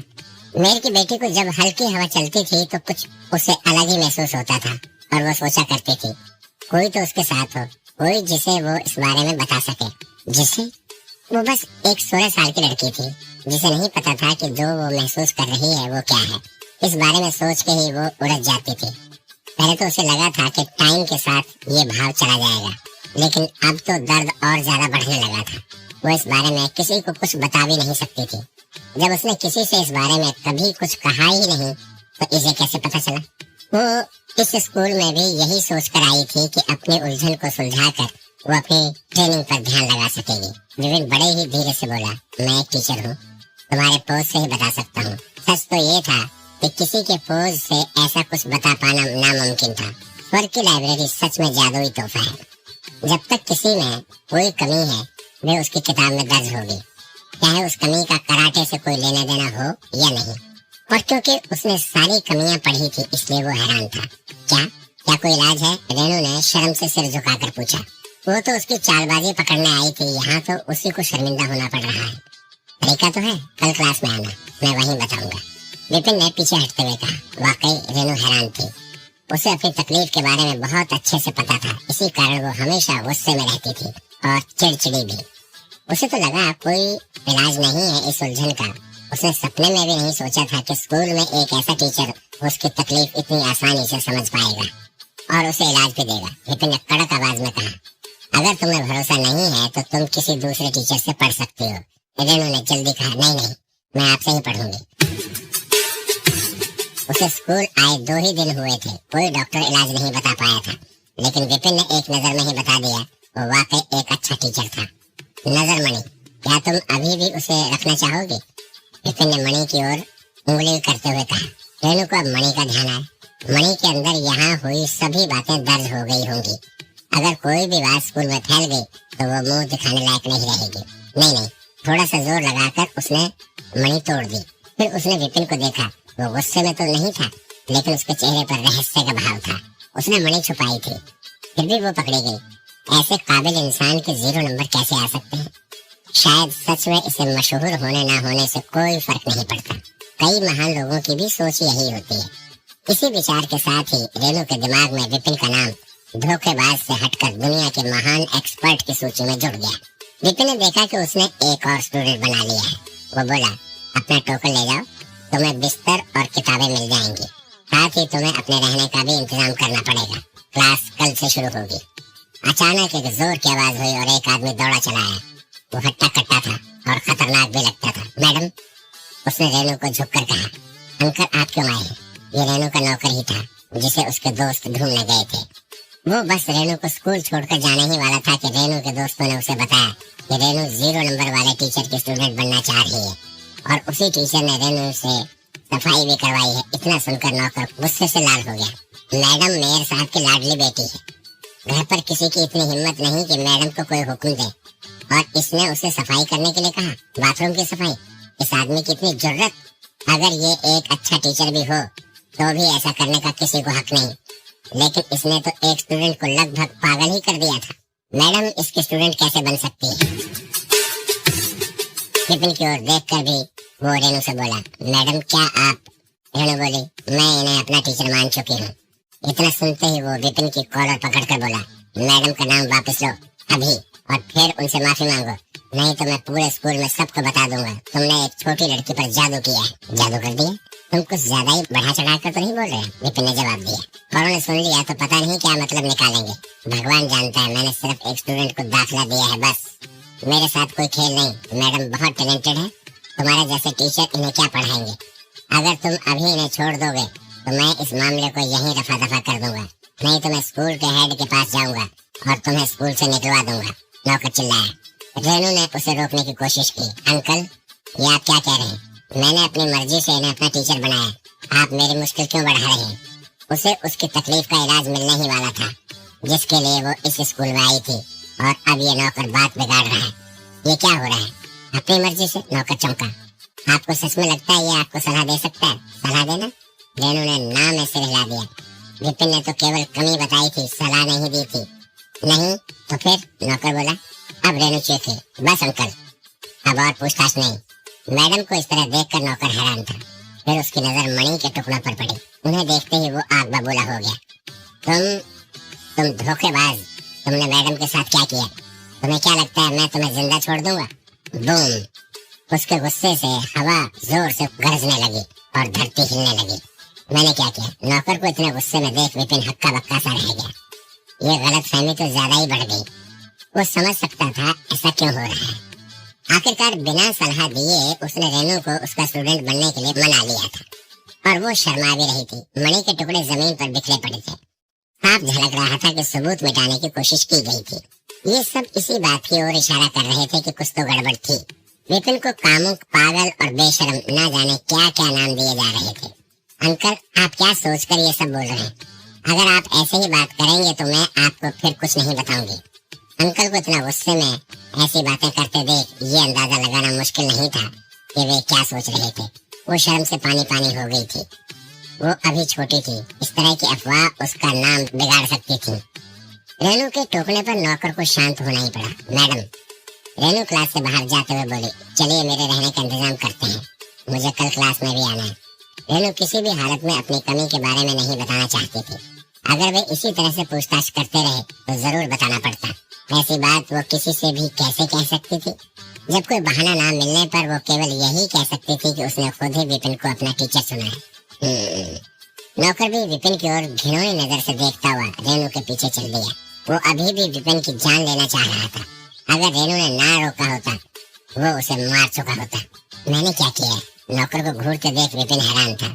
मैंने तो सिर्फ एक स्टूडेंट बनाया है, कोई जुर्म तो नहीं किया। नौकर तो ऐसे बोल रहा था जैसे मैं ही सारी फसाद की जड़ हूँ। उसने कुछ गलत नहीं किया। जाने दो, अभी भी टाइम बचा है। देखते हैं शायद कुछ और स्टूडेंट मिल जाएं। जितने ज्यादा होंगे उतने साधन मिलेंगे। स्कूल में टीचर कई लेवल के थे। हर साल उनका मूल्यांकन होता था, जिसमें उनके पास कितने स्टूडेंट थे, उनमें कितना सुधार हुआ, उनका रिजल्ट कैसा आया, इस तरह के कई गुण देखकर टीचर को अगले लेवल में प्रमोट किया जाता था। जिसका जितना ज्यादा लेवल होगा उसे उतने ही ज्यादा साधन मिलेंगे और उसके स्टूडेंट को उतनी ही मदद हो जाएगी।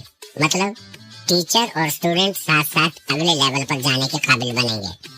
अगर उसे सुधरना है तो उसे और स्टूडेंट बनाते रहना होगा। आरव, दुखी मत हो, सिर्फ वर्मा सर ने ही तुम्हें रिजेक्ट किया है। तुम्हें अब भी कोई दूसरा टीचर मिल सकता है। दो लड़के फुटपाथ पर खड़े बात कर रहे थे। आगे खड़ा लड़का दूसरे लड़के को दिलासा दे रहा था। अतुल, तुम उनके स्टूडेंट बन गए हो, तुम्हें क्या पता रिजेक्ट होना क्या होता है? आरव मुंह सिकोड़ कर बोला, ऐसा मत बोलो, इस स्कूल में और भी कई अच्छे टीचर हैं, सिर्फ वर्मा सर ही नहीं है अकेले। वो नहीं तो किसी और के स्टूडेंट बन जाओ। वर्मा सर नहीं, तुम्हारे लिए ये कहना आसान है। हम बचपन से ही भाला चलाना सीख रहे हैं। अब तो ये हमारे शरीर का एक हिस्सा बन गया है। इसे छोड़कर हम कोई नई तकनीक नहीं सीख सकते। इस स्कूल में भाला एक्सपर्ट वर्मा सर ही हैं। तुम्हें तो उन्होंने स्टूडेंट बना लिया और मुझे रिजेक्ट कर दिया। मैं कैसे दुखी न हूँ? आरव उदासी से बोला। वो तो अतुल को कुछ समझ नहीं आ रहा था कि वो क्या कहे। स्कूल में टीचरों की अलग अलग एक्सपर्ट तकनीक थी। कोई पोज में माहिर था तो कोई तलवार में। वर्मा सर भाले में एक्सपर्ट थे। वे स्कूल के बेहतरीन टीचरों में से थे। दोनों ने एंट्रेंस उन्हीं का स्टूडेंट बनने की इच्छा से दिया था, लेकिन एक पास हो गया तो दूसरा फेल। फेल होने वाले का दुखी होना स्वाभाविक था। वो देखो, वहाँ एक क्लास है, चलो चलकर देखते हैं। एक क्लास देखकर अतुल ने आरव की उदासी दूर करने के लिए कहा। आरव ने मना करते हुए कहा, मुझे नहीं जाना। चलो एक बार देख तो लो, क्या पता ये टीचर भी भाले चलाना जानता हो। अतुल ने समझाया। वैसे भी देखकर आने में तो कोई हर्ज नहीं है। आरव नहीं जाना चाहता था, लेकिन फिर भी अपने दोस्त की बात मानते हुए उसके पीछे चल दिया। चलो। उस क्लास में विपिन ही बैठा था। वो और स्टूडेंट्स को ढूंढने बाहर जाने ही वाला था कि उसने दो लड़कों को अंदर आते देखा। अतुल बोला, नमस्ते सर। विपिन चौंक कर बोला, क्या तुम टीचर से मिलने आए हो? अतुल आगे बोला, हाँ, ये मेरा दोस्त है। ये बहुत टैलेंटेड है, खासकर भाला चलाने में। बचपन से ही इसने कई कंपटीशन में हिस्सा लिया है और सभी में जीत हासिल की है। मैं आशा करता हूँ कि आप इसे अपना स्टूडेंट बनाएंगे। आरव अतुल के हाथ खींचते हुए धीरे से बोला, अतुल। अतुल ने पीछे मुड़कर पूछा, क्या? आरव ना खुश होकर बोला, आसपास देखो। क्लास बहुत ही छोटी थी, सिर्फ 10 बच्चों के ही लायक। ये तो वाकई कुछ ज्यादा ही छोटी थी। क्लास का साइज टीचर की काबिलियत पर निर्भर करता था। अच्छे टीचर की क्लास तो फुटबॉल मैदान की जितनी भी बड़ी हो सकती थी, जिसमें कई 100 बच्चे आ जाएं। उसके मुकाबले तो ये एक मुट्ठी भर ही थी। टीचर भी खराब होगा इस हिसाब से। अतुल ने क्लास का साइज देखकर कहा, बहुत ही छोटी है। वो तो अपने दोस्त की मदद करना चाहता था, लेकिन हड़बड़ी में यहाँ आ गया। अगर टीचर अच्छा नहीं हुआ तो आरव के दर्द का काम होने के बजाय बढ़ जाएगा। दोनों दोस्तों के बीच हो रही बात से बेखबर विपिन बोला, अपनी तकनीक मुझे दिखाओ। आरव के चेहरे पर निशाना देख अतुल ने उसे प्रोत्साहित करने की कोशिश की। अब आ ही गए हैं तो सर की सलाह ले ही लेते हैं, कुछ बुरा तो नहीं होगा। अगर बेकार की सलाह होगी तो हम वापस चलेंगे। आरव ने हाँ में सिर हिला दिया। सिर्फ बहुत ही मशहूर और काबिल टीचर को छोड़कर जब टीचर स्टूडेंट्स के टैलेंट की जांच करते थे तो स्टूडेंट भी टीचर की काबिलियत जांच करते थे। थोड़ा सोचकर आरव ने अपनी पीठ पर रखा भाला निकाला और कई टुकड़े जोड़कर उसे एक सार बना दिया। शू! अपने हाथ में भाला लेते ही आरव की चाल ही बदल गई। भाले की धार की तरह ही उसका रूप डरावना हो गया। शू शू! भाला चलते ही हवा में गड़गड़ाहट शुरू हो गई। एक्सपर्ट की पहचान उनके पहले वार से ही की जा सकती थी। आरव उतना ताकतवर तो नहीं था, लेकिन भाला बहुत ही अच्छा चला लेता था। भाले के नोक को दीवार पर मारते ही एक चिंगारी निकली और दीवार पर अंक आ गए 110।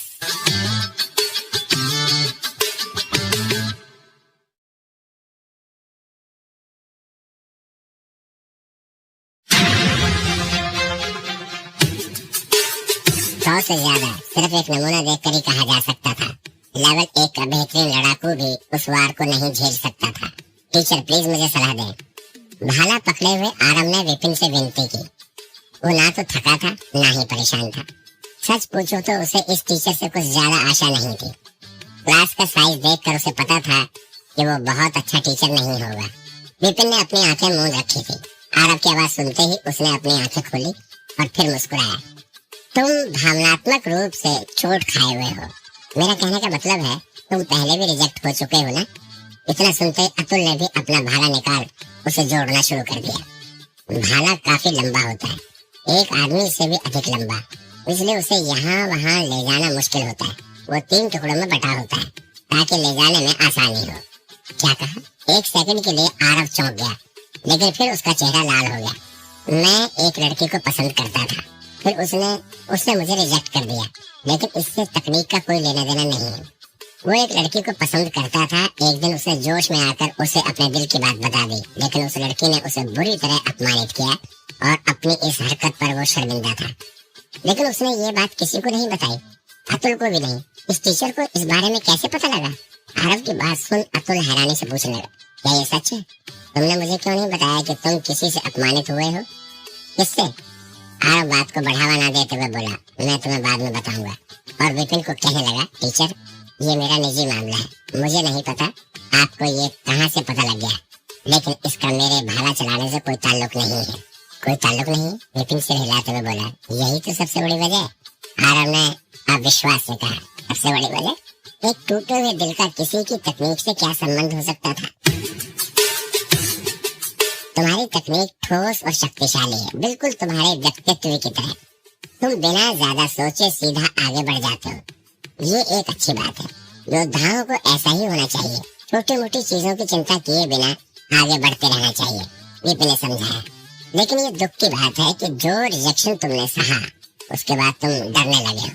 तुम रिजेक्शन से डरते हो, तुम शर्मिंदा होने से डरते हो, तुम्हारे अंदर हिचक है और ये तुम्हारी तकनीक में भी दिखता है। उस हिचक के कारण तुम्हारी वार करने की ताकत कम हो जाती है। आपको ये सब मेरे भाले से ही पता चल गया? आप बता सकते हैं कि मेरा दिल टूटा था? आप मेरे व्यक्तित्व के बारे में बता सकते हैं? आरव हैरान था। विपिन गलत नहीं कह रहा था, उसने जो भी कहा वो सटीक था। वो सीधे चलने और बोलने वालों में से था, बिना हिचके आगे बढ़ जाना उसका स्वभाव था। लेकिन उस रिजेक्शन के बाद वो डरने लगा था, चिंता करने लगा था। उसके भाले से उसके बारे में इतना बता सकने वाले की नजर कितनी पारखी होगी। इतना काबिल टीचर स्कूल में कब आया? स्कूल के बेस्ट भाला टीचर से उसने स्टूडेंट बनाने की विनती की थी। उन्होंने ये कहकर उसे मना कर दिया कि अभी उसे भाला चलाना नहीं आता। वो नहीं जानता उन्होंने ऐसा क्यों कहा, लेकिन इस टीचर ने उसे एक ही बार में बता दिया कि उसकी तकनीक उसके डर के कारण बिगड़ रही है। क्या ये टीचर वर्मा सर से बेहतर नहीं हुआ? विपिन एक एक्सपर्ट की तरह हाथ हिलाते हुए बोला, ये तो साधारण सी बात है। भाला किसी के भी दिल की परछाई जैसा होता है। अगर किसी का दिल साफ नहीं तो उसकी तकनीक में ये झलकता है। तुम्हारी तकनीक तो ठीक है, लेकिन ऐसा लग रहा है जैसे धुंधली हो गई है किसी डर के कारण, जिसे तुम दिल से निकाल नहीं पा रहे हो। मैं कह सकता हूँ ये पक्का कोई अटैचमेंट है। ये सुनकर ना सिर्फ आरव का चेहरा लाल हो गया, बल्कि अतुल का मुंह भी खुला का खुला ही रह गया।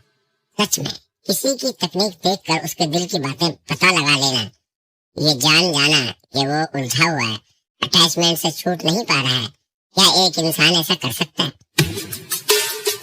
दोनों दोस्तों को विश्वास नहीं हो रहा था। टीचर क्या आप मुझे भी एक बार सलाह देंगे? अतुल ने आगे बढ़कर कहा। बिना विपिन का जवाब सुने वो अपने भाले से नमूना दिखाने लगा। उसने भी वही किया जो आरव ने किया, लेकिन उसकी चाल ज्यादा ठोस थी और उसमें कोई डर नहीं था। उसकी चाल में ज्यादा सहजता थी, बढ़ते हुए पानी जैसी। वो आरव से बेहतर था। इसमें कोई आश्चर्य नहीं कि वर्मा सर ने अतुल को चुना, आरव को नहीं। शू, अपनी योग्यता दिखाकर वो सीधा खड़ा हो गया। जब वो भाला चलाता था तो एक भयानक दानव जैसा दिखता था। जब उसका भाला चलता था तो शायद देवता भी उसे परेशान ना करे, और रुकते ही फिर मूर्ति की तरह सीधा खड़ा हो जाता था। उसके हाव भाव फिर से इंसानों जैसे हो जाते थे। हालांकि लेवल 1 का होने के कारण वो बहुत ताकतवर तो नहीं था, लेकिन उसने भाला चलाने में मेहनत की थी।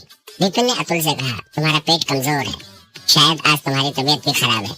अतुल कांप गया। टीचर आप बता सकते कि मेरा पेट खराब है? विपिन ने बिल्कुल सही कहा था। उसका पेट कल से ही खराब था, लेकिन इससे उसके एग्जाम पर ज्यादा फर्क नहीं पड़ा। वो अपनी भाला तकनीक बहुत ही अच्छे से वर्मा सर को दिखा पाया। वे तो उसकी तारीफ करते नहीं थक रहे थे, लेकिन इस टीचर ने तो ये भी पता लगा लिया किसी के दिल और पेट का हाल उसकी तकनीक से जान लेना। आखिर ये आदमी किस दुनिया से आया था? अगर तुम मेरी भी सलाह चाहते हो तो मेरे स्टूडेंट बन जाओ, विपिन ने शांति से कहा। यहाँ ये दोनों सदमे से पागल होने वाले थे, लेकिन ये टीचर तो ऐसे बात कर रहा था जैसे उसके लिए ये रोज की बात हो। वो दोनों ठीक ही सोच रहे थे। लाइब्रेरी ने ही उसकी मदद की थी, उनके नाम की किताब में ही ये कमियां लिखी थी। विपिन ने तो बस उन्हें पढ़कर दोहरा दिया था। इसमें कैसी मुश्किल, विपिन ने सोचा। आरव उसी वक्त घुटनों पर बैठकर बोला, टीचर मैं आपको अपना टीचर बनाने के लिए तैयार हूँ। वो विपिन से बहुत प्रभावित था। विपिन ने सोचा कि आरव ने बिना सलाह के ही सिर्फ कमी बताने पर ही मुझे अपना टीचर मान लिया, इसलिए विपिन उससे बहुत खुश था। उसने अपनी जेब से टोकन निकालकर आरव को देते हुए कहा, प्रक्रिया पूरी करो। आरव ने भी बिना एक पल गंवाए खून की एक बूंद उस पर डाल दी। जी सर। क्योंकि तुमने मुझे अपना टीचर माना है तो तुम्हें एक सलाह देता हूँ। किसी भी रिश्ते में तुम्हारी अपनी जगह होनी चाहिए। बिना वो जगह बनाए सामने वाला तुम्हारी इज्जत क्यों करेगा? इसलिए तुम्हें डरना बंद करना होगा और ट्रेनिंग पर फोकस करना होगा। तुम्हें सामने वाले को ये दिखाना होगा कि तुम्हें रिजेक्ट कर उसने कितनी बड़ी गलती की है। अपनी ताकत से ये साबित करो कि इतना कहते विपिन को एक किताब में लिखी एक बात याद आ गई और वो मुस्कुरा कर बोला, नदी अपना रास्ता बदलती रहती है, इसलिए किसी की कमी का मजाक मत उड़ाओ, किसी की कमी का मजाक मत बनाओ। इतना सुनते आरव के मन में जैसे आग लग गई थी। वो कुछ करके दिखाने की ठान चुका था। उसका दर्द ही अब उसकी ताकत बनेगा। आरव को अपने दर्द से ऊपर उठता देख विपिन ने उससे कहा, अब भाला चलाओ। ठीक है सर। बस इतना कहे आरव ने भाला उठाया और उसे जोर से चलाने लगा। उसकी चाल में बदलाव नजर आ रहा था। शू शू शू भाला हवा को चीरते हुए जोरों की आवाज करने लगा। पूरा कमरा उसकी ताकत से हिल गया। उसने भाला दीवार पर मारा। एक आवाज के साथ ही दीवार पर कुछ अंक आ गए। 235।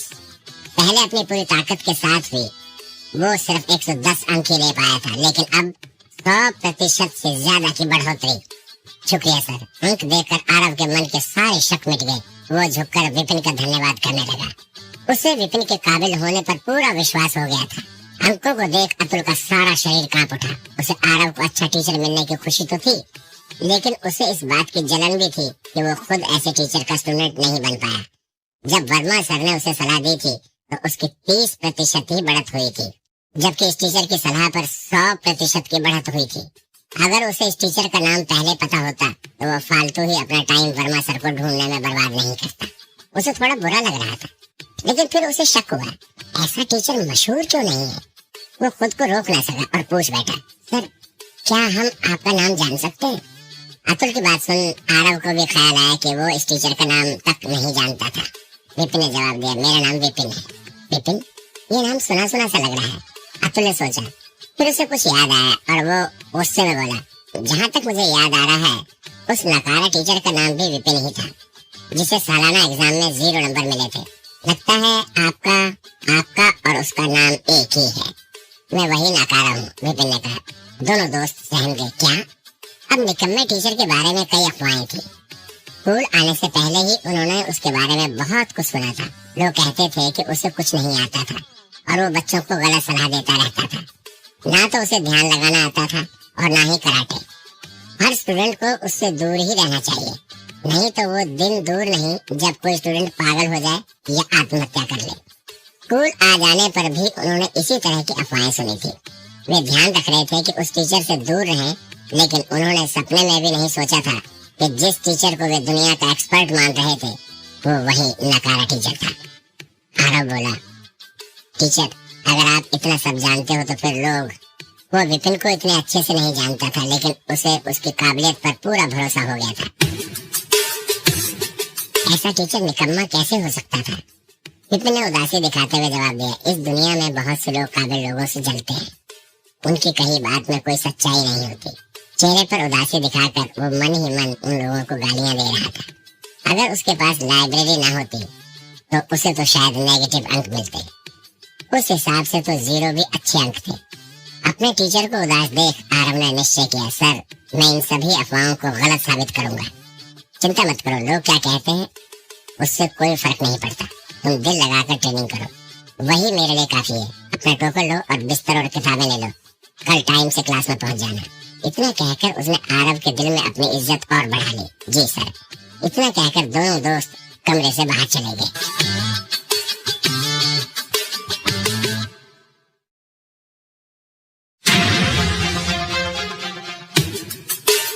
चार स्टूडेंट्स उनके जाते ही विपिन खुशी से उछल पड़ा।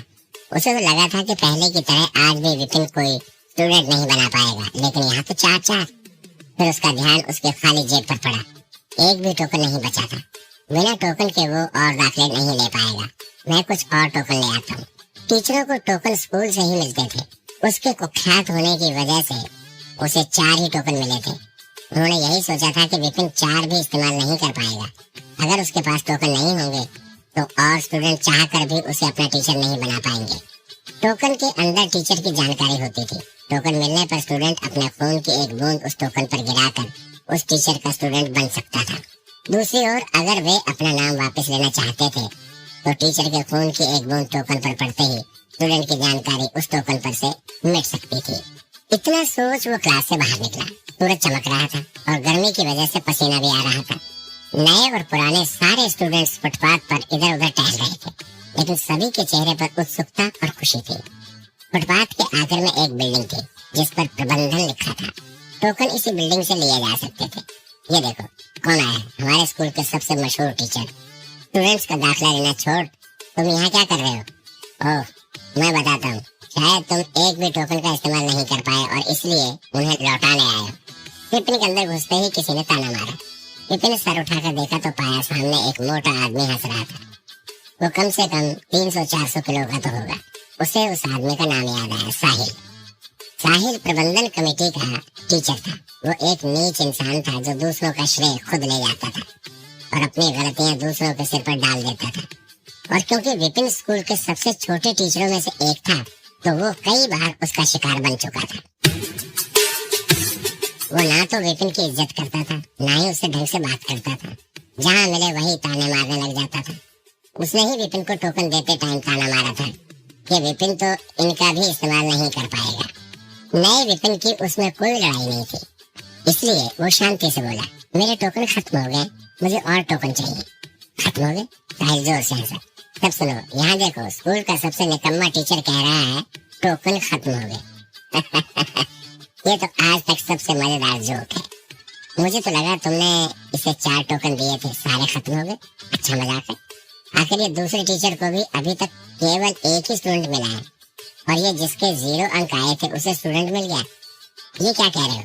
बाहर निकालो इसे यहाँ से। वैसे भी स्टूडेंट ना होने की वजह से कल तो इसे स्कूल से निकाल ही देंगे। साहिल को चीखता देख आसपास के कुछ टीचर बोले, 0 नंबर लेकर भी क्या ये डीन हाँक रहा है? स्टूडेंट तो तुम्हारे नाम से ही भी दूर भाग जाते हैं, तुम्हें अपना टीचर कौन बनाएगा? विपिन उनकी बात सुन हंसा और बोला, तुम्हें लग रहा है कि मैं डीन हाँक रहा हूँ। ठीक है, तो ना हम शर्त लगाएं। शर्त? ठीक है, अगर तुम्हें हारने का इतना ही मन है तो मैं तुम्हारी ये इच्छा भी पूरी किए देता हूँ। बस एक दिक्कत है, तुम बेकार ही नहीं गरीब भी हो। मुझे नहीं लगता कुछ भी दे पाओगे। शायद जिसने ये कभी ना सोचा था कि विपिन जैसा टीचर जिंदगी में कभी उसे चैलेंज करेगा, ये सोच कर ही उसे हंसी आ जाती थी। मैं क्या दे सकता हूँ क्या नहीं, इससे तुम्हें क्या मतलब? मैंने शर्त रखी है, क्या दाव पर लगाना है मैं खुद सोच लूंगा। विपिन ने घूरते हुए कहा, ओह, तुम खुद सोच लोगे? तुम्हारी हालत देखकर तो लगता है तुम कोई कबाड़ ही दाव पर लगाओगे। तुम्हारे साथ तो मेरे दादा भी शर्त ना रखे। तुम्हारे साथ शर्त लगाकर मुझे अपना नाम खराब नहीं करना। साहिल नफरत भरी आवाज में बोला। विपिन स्कूल का सबसे कम लेवल का टीचर था और रैंक में आखिर, और क्योंकि उसे एक स्टूडेंट भी नहीं मिलता था तो उसे कोई बोनस या साधन भी नहीं मिलते थे। अगर स्कूल में कोई सबसे गरीब था तो वही था। वो रोजमर्रा की जिंदगी में भी किफायती था और ध्यान लगाने के लिए उसके पास साधन भी कम थे। लेकिन विपिन ने हार नहीं मानी। वो बेपरवाही से हंसा और आगे बोला, मैं अपने गाल को दांव पर लगाना चाहूंगा। अगर तुम हारे तो मैं तुम्हें 3 बार चाटा मारूंगा, वो भी सबके सामने। लेकिन अगर मैं हारा तो मैं तुम्हें 3 बार चाटा मारने दूंगा। बोलो, हिम्मत है? चाटा? विपिन की बात सुन साहिल थोड़ा हिचकिचाया। स्कूल के नाकारा टीचर से चाटा खाना, अगर वो हार गया तो उसकी जिंदगी नर्क बन जाएगी। इतनी शर्म से वो मर ही जाएगा। विपिन मुस्कुराया। कहो, हिम्मत है या नहीं? साहिल, डर किस बात का है? हम सभी इसे अच्छे से जानते हैं। 0 नंबर वाले टीचर को एक भी स्टूडेंट मिल जाए, ऐसा सिर्फ सपने में ही हो सकता है। ये बस डराने की कोशिश कर रहा है। अगर इस जैसे को स्टूडेंट मिलने लगे तो मेरे पास तो कई 100 हो जाने चाहिए। अगर इस साल के स्टूडेंट्स बेवकूफ भी हुए तो भी इतने बेवकूफ तो ना होंगे। बाकी टीचर्स नकली मुस्कुराहट दिखाते हुए बोले। कोई भी मानने को तैयार नहीं था कि उसके भी स्टूडेंट्स हो सकते थे। साहिल उनकी बात मानकर बोला, ठीक है, शर्त मंजूर है। आप लोग साइड पर खड़े होकर तालियां क्यों बजा रहे हैं? क्या आप भी शर्त लगाना चाहेंगे? विपिन ने बाकी टीचरों से पूछा। वे भी बिना सोचे शर्त में शामिल हो गए। एक टीचर तो कहने लगा, क्यों, तुम्हारे गाल पर ज्यादा ही खुजली हो रही है क्या? जो सबसे थप्पड़ खाना चाहते हो? मुझे मंजूर है, मुझे भी। तुमसे कौन डरता है? तुम्हें मारी खानी है तो ठीक है। साहिल बोला, तुमने कहा 4 स्टूडेंट्स तुम्हारी क्लास में दाखिल हुए, जाओ उन्हें लेकर आओ ताकि हम उनसे पूछ सकें, या तुम्हें हार मानकर सीधा चाटे खाने हैं? यहाँ ले आओ। विपिन ने सिर हिलाया। तुम सब प्रबंधन कमेटी में हो, तुम्हें इतनी सी बात नहीं पता। स्टूडेंट्स जांचना बहुत आसान है। अगर किसी स्टूडेंट्स ने किसी टीचर का टोकन लिया है तो उसकी जानकारी शिक्षा ब्यूरो में दर्ज हो जाएगी। शिक्षा ब्यूरो से पूछ लो, साफ हो जाएगा कि 4 स्टूडेंट्स हैं या नहीं। शिक्षा ब्यूरो सिर्फ मेरे लिए झूठ तो नहीं बोलेगा ना। अगर किसी भी स्टूडेंट ने टोकन लिया था तो उसकी जानकारी खुद ही शिक्षा ब्यूरो के पास चली जाती थी, उसमें कोई फरेब नहीं कर सकता था। समर्थ, तुम देखो करते रहो, फिर देखते ही इसका क्या कहना। विपिन का आत्मविश्वास देखकर साहिल एक टीचर की ओर मुड़कर बोला। समर्थ भी उन टीचरों में से एक था जो विपिन का मजाक बना रहे थे। साहिल की बात मान वो शिक्षा ब्यूरो की तरफ चल दिया। शिक्षा ब्यूरो भी उसी बिल्डिंग में था। उतरे मुंह के साथ वापस आने में समर्थ को ज्यादा टाइम नहीं लगा। क्या हुआ? समर्थ का उतरा चेहरा देख साहिल सहम गया और उसे लगा कुछ तो बुरा होने वाला है। समर्थ बोला, 4 स्टूडेंट्स ने इसके नाम का टोकन लिया है। ये रही उनकी जानकारी। क्या वे 4 अंधे थे या बेवकूफ थे? स्कूल में इतने टीचरों में से उन्होंने 0 नंबर वाले टीचर को चुना। साहिल ने लिस्ट छीन कर कहा, मुझे देखने दो, कहीं इसने किसी अपंग या अंधे को स्टूडेंट तो नहीं बना लिया जिन्हें किसी भी समय स्कूल से निकाला जा सकता है। बाकी टीचर भी लिस्ट को पढ़ने लगे। टीचर कभी कभी ऐसे स्टूडेंट्स को भी दाखिला दे देते थे ताकि स्टूडेंट्स बढ़ा सकें। ऐसे स्टूडेंट्स को कभी भी निकाला जा सकता था, अगर रहे भी तो भी कुछ ज्यादा दिन तक टिक नहीं पाते थे। साहिल के हिसाब से तो विपिन जैसे टीचर को अगर स्टूडेंट्स मिल भी गए तो वे सबसे बेकार स्टूडेंट्स ही होंगे। ऐसे स्टूडेंट्स को दाखिला देने में किसी भी टीचर को गर्व नहीं, शर्म आनी चाहिए। रुमा मदान एक लड़की, नाम से तो कुछ खास नहीं लग रही, शायद एंट्रेंस रिजल्ट के आखिरी स्टूडेंट्स में से एक होगी। पहला नाम पढ़ते ही साहिल ताना मारते हुए बोला, कराटे स्कूल में हर कोई नहीं आ सकता था, सिर्फ दाखिले के लिए भी स्टूडेंट्स को एंट्रेंस देना पड़ता था। फिर उनका रिजल्ट आने पर और टीचर के मानने पर ही उन्हें दाखिला मिल सकता था। जिनका नाम लिस्ट में ऊपर होता था उन्हें टीचर जल्दी स्टूडेंट बना लेते थे। वे सब स्कूल में पहले से ही विख्यात होते थे। रोमा उनमें से एक नहीं थी। इससे पहले कि साहिल अपनी बात पूरी करता, पास ही खड़े दूसरे टीचर ने कहा, साहिल सर आगे पढ़िए। क्यों? क्या जितना मैंने कहा उससे भी बुरी स्टूडेंट है? हंसते हुए साहिल ने लिस्ट फिर पढ़नी शुरू की, फिर आंखें कसते हुए रोमा की जानकारी दोहराई। रैंक 67, रीता मदान की छोटी बहन। रीता एक श्रेष्ठ की स्टूडेंट है और हरिनगर के 4 बड़े खानदानों में से एक का हिस्सा है। मदान खानदान की छोटी बेटी, रीता की छोटी बहन। साहिल को यकीन नहीं हो रहा था। हरिनगर में 4 बड़े खानदान रहते थे, मदान फैमिली उनमें से एक थी। ऐसे खानदान की बेटी ऐसे टीचर से पढ़ेगी? ऐसा कैसे हो सकता है? ऐसे किसी को शर्मा या वर्मा सर से पढ़ना चाहिए था। अगर रोमा की फैमिली के बारे में सोचकर ही साहिल सहम गया था तो रोमा के बड़े भाई के बारे में जानकर तो उसकी बोलती ही बंद हो गई। रोहित मदान। रोहित स्कूल में 2 साल पहले दाखिल हुआ था। स्कूल के टॉप 10 स्टूडेंट्स में गिना जाता था। इस साल तो उसे एक श्रेष्ठ में अपना स्टूडेंट बना लिया था। अगर उसका बड़ा भाई इतना टैलेंटेड है तो रोमा भी कम टैलेंटेड नहीं होगी। एक नामचीन खानदान, टैलेंट और ऐसा बड़ा भाई होने पर भी उसने विपिन को अपना टीचर चुना। ऐसा कैसे हो गया? साहिल को लगा वो बेहोशी हो जाएगा। उसे यकीन न करते देख पास खड़े एक और टीचर ने उसका ध्यान बाकी के स्टूडेंट्स की ओर लाते हुए कहा, नीचे देखो। साहिल कहने लगा ही था विपिन ने शायद किस्मत से एक स्टूडेंट को पा लिया, लेकिन किस्मत हमेशा साथ नहीं देती। अगले शायद बेवकूफ स्टूडेंट्स होंगे। कि उसने नीचे लिखा नाम पढ़ा और उसे एक और झटका लगा। रेनू। रेनू जो एंट्रेंस में 7 रैंक पर आई है, करीमनगर के मेयर की बेटी। साहिल अब रोने के कगार पर था। उसने अभी अभी कहा था विपिन ऐसे स्टूडेंट का टीचर बनने का तो सिर्फ सपना ही देख सकता था, लेकिन रेनू, वो तो इतनी मशहूर थी कि कई टीचर उसे अपने स्टूडेंट बनाना चाहते थे। उसने रेनू के बारे में सुन रखा था। वो न केवल सुंदर थी बल्कि टैलेंटेड भी थी और उसके पिता की इस स्कूल में बहुत इज्जत थी। ऐसे टैलेंटेड स्टूडेंट के लिए तो टीचर आपस में लड़ जाते थे।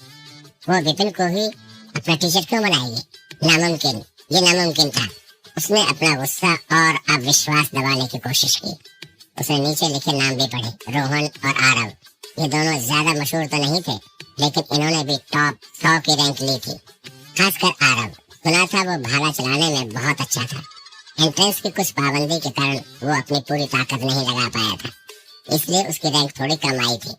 लेकिन अगर उसे उसका भाला चलाने की इजाजत मिल जाती तो शायद उसकी रैंक टॉप 20 में होती। बार बार उन नामों को देख साहिल और बाकी के टीचर पागल हुए जा रहे थे। कुछ तो गड़बड़ थी। अचानक साहिल गुस्से से चिल्लाया, तुमने धोखे से उन्हें अपना स्टूडेंट बनाया होगा। अगर उन्होंने तुम्हें अपना टीचर बना भी लिया तो भी वे जानते नहीं कि तुम कौन हो। जैसे ही उन्हें पता लगेगा तो वो तुम्हारी क्लास से अपना नाम वापस ले लेंगे। 0 नंबर लेने वाले टीचर के पास ऐसे स्टूडेंट्स को पढ़ाने की काबिलियत नहीं हो सकती। उसने कुछ तो धोखाधड़ी की थी। जब उसके धोखे के बारे में उन्हें पता लगेगा तो वे जरूर अपना नाम वापस ले लेंगे। अगर उसे अभी 4 स्टूडेंट मिल भी गए तो भी ये ज्यादा दिन टिकेंगे नहीं, वे टिक ही नहीं सकते। विपिन को उनके यकीन करने या गुस्सा करने से कोई फर्क नहीं पड़ता था। ये तुम्हारी दिक्कत नहीं कि वे नाम वापस लेते हैं या नहीं, शर्त इस बात की थी कि मेरे पास स्टूडेंट है या नहीं।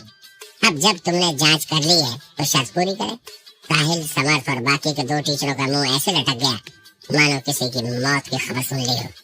शर्त सिर्फ स्टूडेंट्स होने या ना होने की थी, इसकी नहीं कि वे टिकेंगे या नहीं। उस हिसाब से वे शर्त हार गए हैं, लेकिन वो कैसे इस नकारा टीचर से थप्पड़ खाएं? कभी नहीं।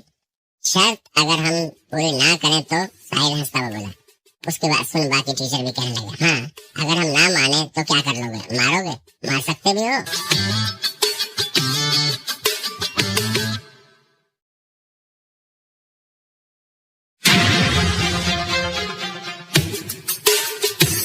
सबसे बुरे टीचर के पास बेकार तकनीकी होगी। अगर हम तुम्हें मार मार कर घायल भी कर दें तो भी कोई तुम्हें बचाने नहीं आएगा। ज्यादा दादागिरी नहीं करोगे तो शायद कुछ दिन और जिंदा रह लोगे, वरना हमें तुम्हें मार मार कर यहाँ से भगाने में ज्यादा समय नहीं लगेगा। विपिन को न केवल सालाना रैंक 0 मिली थी, बल्कि उसकी तकनीक भी बहुत अच्छी नहीं थी। ऐसी तकनीक का होना या ना होना एक जैसा ही था। इसी वजह से उसे सलाह देना भी नहीं आता था। जब विपिन में ही इतनी काबिलियत नहीं कि सामने वाले को शर्त मानने पर विवश कर सके, तो वे भला उससे थप्पड़ क्यों खाएंगे? उनका मुकर जाना कोई ताज्जुब की बात नहीं थी। विपिन फिर भी मुस्कुराकर बोला, ओह ऐसा है क्या? तो तुम लोग शर्त पूरी नहीं करोगे। ठीक कहा। तुम खुद को क्या समझते हो? मुझे चाटा मारोगे? उससे पहले चाटे मार मार कर मैं ही तुम्हारी जान ना ले लूं। विपिन को पीछे ना हटते देख समर्थ ने उसे उकसाया और मारने के लिए आगे बढ़ा। वैसे तो समर्थ कमेटी का ही टीचर था, लेकिन उसकी तकनीक कमजोर नहीं थी। वो लड़ाकू 4 लेवल के आखिरी स्टेज पर था। लड़ाकू के 9 लेवल होते थे। हर एक लेवल में मुश्किलें और बढ़ जाती थी। जितना बड़ा लेवल होता था उसे पार करना उतना ही ज्यादा कठिन था। हर लेवल में 4 स्टेज होते थे, आसान, बीच, अच्छा और शीर्ष का। विपिन स्कूल का सबसे छोटा टीचर था। वो सिर्फ 19 साल का था और उसकी तकनीक लेवल 3 शीर्ष की थी। समर्थ उससे 1 लेवल ऊपर था। 1 लेवल का अंतर भी बहुत बड़ा होता था, इसलिए 2 अलग लेवल के लड़ाकू का आपस में लड़ना समान नहीं था। सबको लगा कि समर्थ जरूर विपिन के गाल पर मार देगा और विपिन वहीं बेहोश हो जाएगा। लेकिन तभी एक जोर की आवाज हुई और समर्थ के गाल पर एक निशान उभरा है। उसके कुछ दांत टूटकर गिर गए और खून बहने लगा। ये कैसे मुमकिन है? तभी के पैरों तले जमीन खिसक गई। लेवल 4 में इंसान की मसल्स, हड्डियां और यहाँ तक कि त्वचा भी मजबूत हो जाती है, जिससे उसकी ताकत में तेजी से इजाफा होता है। लेवल 3 और 4 में जमीन आसमान का अंतर था। फिर भी लेवल 3 के विपिन ने केवल 4 के लड़ाकू के सिर्फ 1 थप्पड़ से ही इतनी बुरी हालत कर दी, यकीन नहीं हो रहा। वैसे भी पिछले साल के सालाना एग्जाम में ही तो विपिन अपनी तकनीक के बेकार होने का सबूत दे ही चुका था। फिर अब वो इतना अच्छा कैसे हो गया, इतना मजबूत? साहिल चीखा, ये तो इत्तेफाक से हुआ बस, इससे डरने की जरूरत नहीं है। एक और टीचर ने साहिल की हाँ में हाँ मिलाई और विपिन को मारने आ गया है। समर्थ की तरह ही वो भी लेवल 4 शीर्ष का लड़ाकू था। उसकी मसल्स, हड्डियां, त्वचा भी लोहे की तरह मजबूत थी। ऐसा लगता था कि उसे कोई नहीं मार सकेगा। तुम्हें अभी तुम्हारी जगह दिखाता हूँ। आगे बढ़, उस टीचर ने तेवर चढ़ाते हुए मारने के लिए अपना हाथ उठाया। धाड़ धाड़ धाड़, हवा में बम फटने जैसी आवाज हुई। थप्पड़ खाकर भी विपिन टस से मस नहीं हुआ। अपनी केवल 2 उंगलियों से उसने एक एंगल पर वार किया। लोहे के शरीर वाला ये टीचर एक चीख के साथ ही जमीन पर गिर पड़ा और बेहोश हो गया। क्या 2 वार से विपिन ने लेवल 4 के 2 टीचरों को हरा दिया था? बच्चे 2 को ये समझ आ गया कि जिससे वे कमजोर समझ रहे थे वो इतना भी कमजोर नहीं था। चलो साथ में वार करते हैं। एक धाड़ के साथ ही साहिल मुट्ठी बनाकर विपिन की ओर दौड़ा, लेकिन इससे पहले कि वो आगे बढ़ता विपिन उसके सामने आ गया। एक हाथ से उसका मुंह पकड़ लिया और दूसरे हाथ से उसने साहिल के पेट पर वार किया। चीख के साथ ही साहिल भी जमीन पर ढेर हो गया। उसी समय चौथे टीचर को दौरे पड़ने लगे और वो भी गिर गया। तुम्हें हमारी कमजोरी के बारे में कैसे पता? साहिल ने मुंह से खून थूकते हुए पूछा। उसे समझ आ गया था कि विपिन उन सबसे कैसे जीता। उसने अपनी थोड़ी ताकत से ही उनकी कमजोरी पर वार किया था। उसका जीतना तो तय था। जैसे ही वे विपिन पर वार करने आगे बढ़ते थे, वो उन पर ही वार कर देता था। उन्हें क्या पता था कि वो उनकी कमजोरी पर वार करेगा। सभी की कोई कमजोरी होती थी और उस पर वार करने वाले की उम्र चाहे जो भी हो, वो उसे जान से मार सकता था। कमजोरी होना इंसान के शरीर का हिस्सा था। सभी ध्यान लगाकर शरीर का विकास करते थे और उस कमजोरी की रक्षा करते थे। वे अपने सबसे करीबी लोगों को भी अपनी कमजोरी नहीं बताते थे और विपिन की तकनीक अच्छी ना होते हुए भी उसे उन सब की कमजोरी के बारे में पता था। ऐसे किसी के वार से वे भला कैसे बच सकते थे? साहिल की बातें सुन विपिन मुस्कुराया, लेकिन उसने उसे कोई कारण नहीं बताया। ये सब लाइब्रेरी की वजह से ही हो पाया था। न सिर्फ उसे उनकी कमियों के बारे में पता था, बल्कि उसने उनकी निजी तकलीफ, ध्यान लगाने की मुश्किलें और उनकी कमजोरी के बारे में डिटेल से पढ़ा था। पृथ्वी का ना होकर भी उनकी कमजोरी से वो उनकी ही दुनिया में उन्हें हरा पाया, वो भी इतनी आसानी से। विपिन ठाके लगाते हुए बोला, जब तुमने शर्त लगाई तभी तुम्हें उसके परिणाम के बारे में सोच लेना चाहिए था। अगर चुप कर शर्त पूरी कर देते तो तुम्हें इतनी परेशानी ना होती। साहिल गुस्से से चिल्लाया, तुम्हें ज्यादा उड़ने की जरूरत नहीं है। मुझे नहीं पता तुमने किस तरह का फरेब कर हम सबकी कमजोरी के बारे में जान लिया, लेकिन सबसे कम लेवल का टीचर होकर भी तुमने पब्लिक में बाकी टीचरों पर वार किया। इसलिए मैं तुम्हारी कंप्लेन स्कूल हेड से करूंगा और तुम्हें टीचर का पद छोड़ना पड़ेगा। स्कूल में टीचरों के पद का अंतर बहुत साफ था। कोई छोटे लेवल का टीचर बड़े लेवल के टीचर पर वार नहीं कर सकता था। विपिन उम्र में भी छोटा था और स्कूल का सबसे कम काबिल टीचर भी था। अपने से बेहतर 4 टीचरों पर वार कर उसने स्कूल के नियम तोड़े थे। अगर इस विषय में स्कूल अधिकारी को पता चला तो जरूर कोहराम मच जाएगा। टीचर का पद चला जाना तो पक्का ही था, और तो और शायद उसे स्कूल से निकाल भी दें। लेकिन विपिन ने साहिल को जरा भी राहत ना दी। क्या हुआ, कराटे में मुझे ना हरा पाए तो नियम का बहाना दे रहे हो? समर्थ घमंड से बोला, जरूर, अगर तुम चुपचाप हार मान लो, हमसे माफी मांगो और फिर हमारा मन भरने तक मार खाओगे तो शायद हम तुम्हारी शिकायत ना करें, वरना स्कूल से निकाले जाने के लिए तैयार रहो। स्कूल से निकाले जाने पर ना टीचर रहोगे और ना नियम होंगे। अब तुम्हें बचाने वाला कोई नहीं होगा। अगर तुम मारे भी जाओगे तो भी कोई कुछ नहीं कहेगा। एक और टीचर हंसा। स्कूल के टीचरों की इज्जत उनके पद से ही थी। उसके स्कूल से निकाले जाते ही उसकी शोहरत भी खत्म हो जाएगी और तब हो सकता है ये लोग वाकई में उसे मारने की कोशिश करें। विपिन बड़े ही शांत चित्त से बोला, अगर तुम नियम की बात करोगे तो मैं भी नियमों की बात करूंगा। साहिल, तुमने 3 महीने पहले स्कूल के फंड से पैसे चुराए थे अपनी पत्नी को घर देने के लिए। 1 महीना पहले जब तुमसे श्रेष्ठ का सबसे कीमती फूलदान टूट गया था तो तुम्हें उसका इल्जाम एक स्टूडेंट पर लगा दिया और उस स्टूडेंट को स्कूल से निकाल दिया गया था। मैं अभी ये किस्से भी अधिकारियों को बता देता हूँ, फिर वही तय कर लेंगे कितने नियम टूटे हैं। तुम गुस्से से लाल साहिल का मोटा शरीर हिल रहा था। वो डर से कांप गया। उसके चेहरे का रंग फीका पड़ने लगा था, जैसे कोई भूत देख लिया हो। उसने तो कोई सबूत नहीं छोड़ा था। समर्थ और उसके दोस्तों को उसके इन कर्मों की भनक भी ना थी, तो फिर इस आदमी को कैसे पता चला, वो भी इतनी डिटेल जानकारी के साथ? साहिल को नजरअंदाज करते हुए विपिन आगे बोला, समर्थ, तुमने जिस लड़की को अपमानित किया था उसने 3 साल पहले आत्महत्या कर ली थी। क्या वही भूत बनकर बदला लेने आई है? कुछ दिन पहले तुम्हारी पीठ पर निशान उभर आया था जो शायद उसी भूत का किया हो।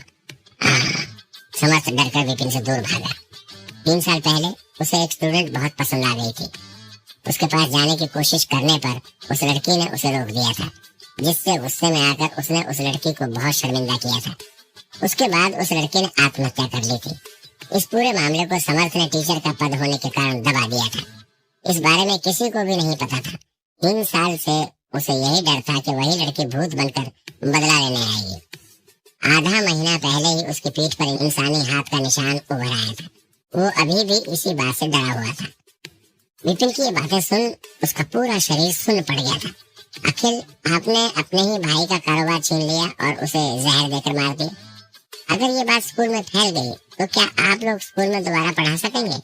आपने इतना बड़ा तो कोई जुर्म नहीं किया, लेकिन आपको पुरानी चीजें जमा करने का शौक है और उसी शौक के चलते आपने अपने कई स्टूडेंट से महंगे तोहफे लिए। वो हीरे की अंगूठी जो आप पहनते हैं वो भी तो आपको किसी की सिफारिश लगाने के बदले में ही मिली है ना? क्या मैं उस स्टूडेंट और उस सिफारिश के बारे में बताऊं? विपिन बोलता ही जा रहा था, तुम इंसान नहीं हो, तुम शैतान हो। बाकी दोनों टीचरों की भी डर के मारे गिग्गी बंद गई थी। उन्होंने जो भी किया था बहुत ही सावधानी से किया था। उन्होंने इस बात का पूरा ध्यान रखा था कि कोई सबूत या गवाह न बचे। तो फिर इसे ये सब कैसे पता? ये तो ऐसे बात कर रहा है मानो इसने खुद अपनी आंखों से उन्हें ये काम करते देखा था। जब विपिन ने उन्हें हराया तब उन्हें सिर्फ शर्म आई थी, डर नहीं लगा था। लेकिन ये सब सुनकर उन्हें सच में विपिन से डर लग रहा था।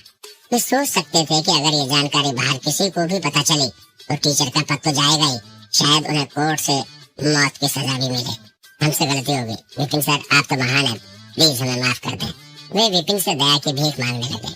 विपिन उनका मजाक बनाते हुए बोला, मैं बहुत आलसी हूँ, मुझे कोई फर्क नहीं पड़ता कि तुमने आज तक क्या किया है, बस मुझे गुस्सा दिलाना बंद कर दो।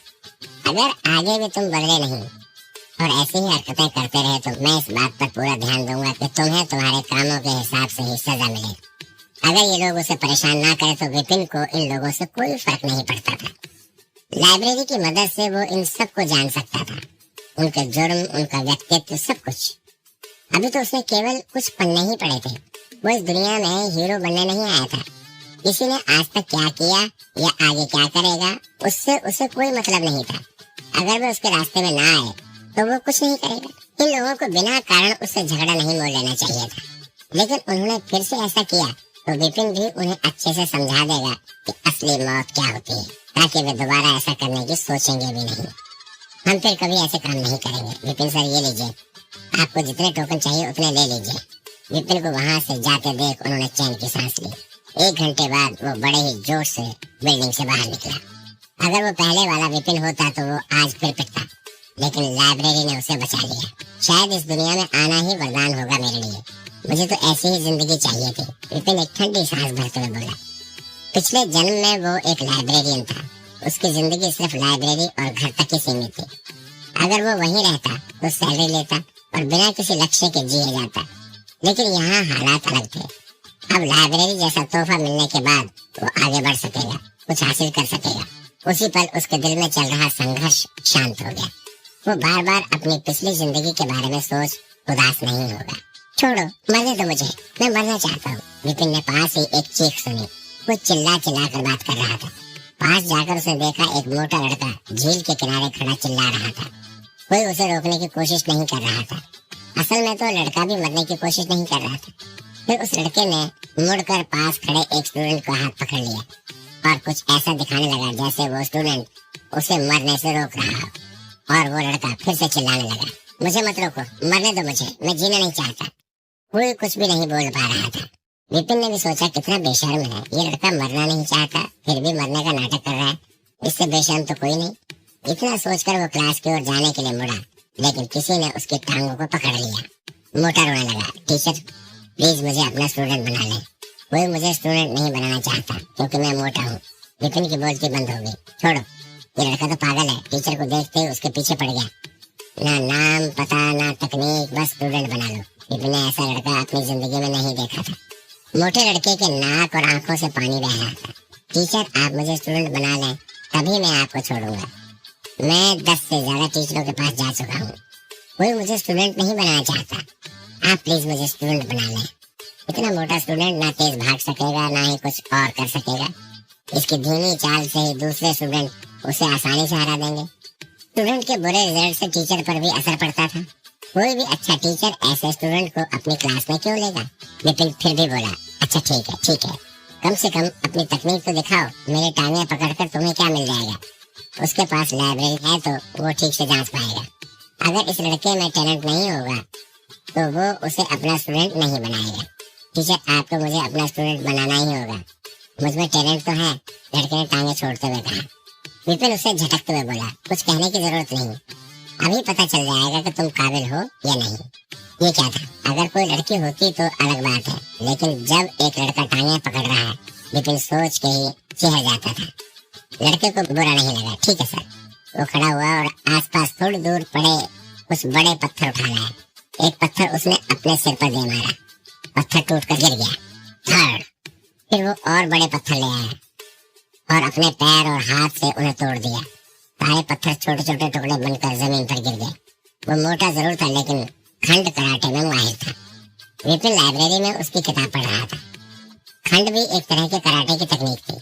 जैसे लड़के ने तकनीक दिखाना शुरू किया वैसे ही लाइब्रेरी में उसके नाम की किताब आ गई। विक्रम, बीदर शहर का एक अनाथ लड़ाकू, लेवल 1 बीच स्टेज। कमियां, 1 खून में प्राचीन सम्राट के वंश की पावर अभी नहीं आई थी। 2 बेसिक कमजोर थे। 3 कराटे, सम्राट का वंशज। विपिन को झटका लगा। पुराने विपिन के दिमाग में ये जानकारी पहले से ही थी। नया विपिन जानता था कि इस दुनिया में शरीर और खून का बहुत महत्व था।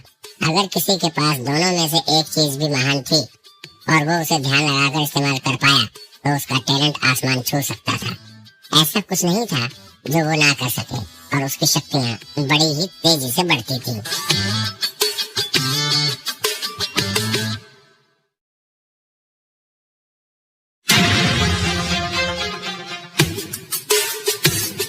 शरीर कई तरह के होते थे, जैसे स्वर्णिम, बेदाग, आत्मीय, मगजी।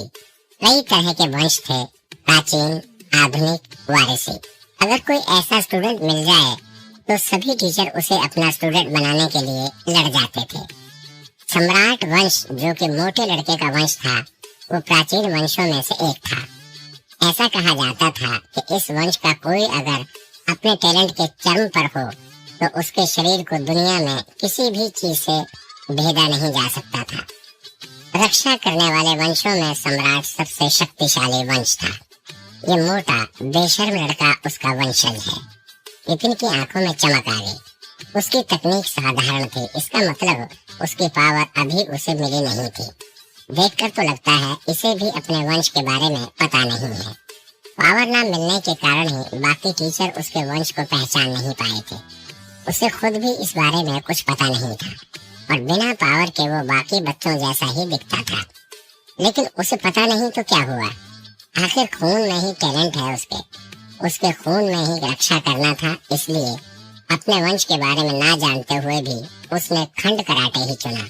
मुझे इसे अपना स्टूडेंट बनाना ही चाहिए, विपिन ने सोच लिया था। इस स्कूल में कई दशकों से ऐसा कोई नहीं आया था, वो ऐसे वंश को हाथ से कैसे जाने देता। बढ़िया, मैं तुम्हें अपना स्टूडेंट बनाता हूँ, आओ आकर मुझे अपना टीचर मानो। विपिन ने मुस्कुराते हुए उसे एक टोकन दिया। लड़के ने आज कई रिजेक्शन सहे थे, उसे विपिन की बात पर भरोसा नहीं हो रहा था। टीचर, आपने मुझे अपना स्टूडेंट मान लिया, सच में? उसने बिना एक पल गंवाए अपनी उंगली पर कट लगा खून की एक बूंद टोकन पर गिरा दी। लगता है टीचर भी अपने स्टैंडर्ड के हिसाब से ही स्टूडेंट्स चुनते हैं। अगर टीचर ही कचरा हो तो उसका स्टूडेंट भी कचरा ही होगा। कहीं से एक आवाज आई। मुड़कर देखा तो एक आदमी बड़ी ही शान से उसकी ओर चला आ रहा था। उसके साथ ही एक औरत भी थी। वो बहुत सुंदर थी। उसके काले घने बाल उसकी कमर जितने लंबे थे। उसका रंग गोरा था और उसकी आंखें किसी को भी आकर्षित कर सकती थीं। अभी प्रशा, उन दोनों को देखते ही विपिन को उनके नाम याद आ गए। पूरे स्कूल में शायद ऐसा कोई ना हो जो प्रशा को ना जानता हो। वो कोई नामचीन घराने से तो नहीं थी, लेकिन वो स्कूल में सबसे सुंदर थी। न केवल वो सुंदर थी बल्कि बहुत अच्छी टीचर भी थी। स्कूल में आए उसे 1 साल ही हुआ था और वो इतने कम समय में काफी मशहूर हो गई थी। सभ्य, शांत, सुंदर और शातिर होने के कारण कई टीचर उसके आगे पीछे घूमते थे। सभी उसे पसंद करते थे। विपिन भी उनमें से एक था। लेकिन पुराने विपिन में कई कमियां थी। वो ना तो ध्यान लगा पाता था, ना टैलेंट को विकसित कर पाता था और सालाना एग्जाम का तो पूछो ही मत। सालाना एग्जाम के बाद से तो उसका आत्मविश्वास और गिर गया था। इसलिए उसने कभी अपने दिल की मलिका प्रशा से बात तक नहीं की थी। उसे डेट करने की तो वो केवल कल्पना ही कर सकता था। उस आदमी का नाम अभी था।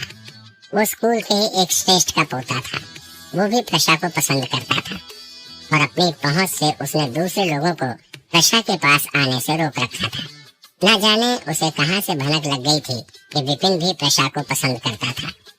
इसलिए वो जहां विपिन को देखता वहीं उसकी बेइज्जती करना शुरू कर देता था। कभी कभी तो मार धाड़ भी करता था। लेकिन प्रशा ने कभी अभी को बढ़ावा नहीं दिया। वो सभी से एक समान बात करती थी, जैसे उसे कोई खास पसंद ही न आया हो। इससे अभी को बड़ा बुरा लगता था। उसका ताना सुन विपिन ने जरा भी बुरा नहीं माना और सहजता से बोला, तुम कचरा किसे कह रहे हो? अभी हंसते हुए बोला, सही का, कचरा भी तुम्हें कचरा बोलेगा। विपिन मुंह सिकोड़ कर बोला, ओह, तो कचरा मुझसे बात कर रहा है। मैं सोचूं ये बदबू कहाँ से आ रही है। स्कूल के सबसे बेकार टीचर को उसका मजाक बनाते देख अभी गुस्से से लाल हो गया और बोला, तुम? विपिन की बात सुन प्रशा को हंसी आ गई। विपिन की दुनिया में इस तरह उल्टे तरीके से किसी का मजाक उड़ाना तो साधारण सी बात थी, लेकिन इस दुनिया में ये तरीका अपनाना नया था। प्रशा को हंसते देख अभी को समझ आ गया कि उसका मजाक उड़ाया जा रहा है। उसे बुरा तो लगा, लेकिन प्रशा के साथ होने की वजह से उसने ये भाव अपने चेहरे पर नहीं आने दिया और गुस्सा मन ही मन दबा लिया। फिर बोला, क्या मैंने कुछ गलत कहा? सभी को तुम्हारी काबिलियत के बारे में अच्छे से पता है। ये मोटा मेरी क्लास में भी आया था, सांड की तरह मोटा है, लेकिन इसे पत्थर तोड़ने के अलावा कुछ नहीं आता। इसकी पंच की ताकत सिर्फ 15 किलो ही है। एंट्रेंस में आखिरी रैंक ही मिली होगी इसे। अगर ये कचरा नहीं तो और क्या है? अभी ने सोचा, वार से नहीं तो क्या हुआ, वो शब्दों से ही विपिन को शर्मिंदा करेगा। विपिन को लड़के की रैंक के बारे में कुछ मालूम नहीं था। उसने लड़के की ओर देख के पूछा, आखिर रैंक में से एक? लड़के ने बड़ी ही शान से कहा, कौन कहता है मुझे आखिरी रैंक मिली है? फिर सर खुजाते हुए आगे बोला, मुझे तो सिर्फ 9,997 रैंक मिली है। विपिन को जोर का झटका लगा और उसने हैरानी से कहा, 9,997 रैंक? सिर्फ स्कूल में केवल 10,000 बच्चों को ही दाखिला मिल सकता था। उनमें से कई तो दाखिला लेने स्कूल आते ही नहीं थे। 9,997 रैंक तो आखिर के बराबर ही था।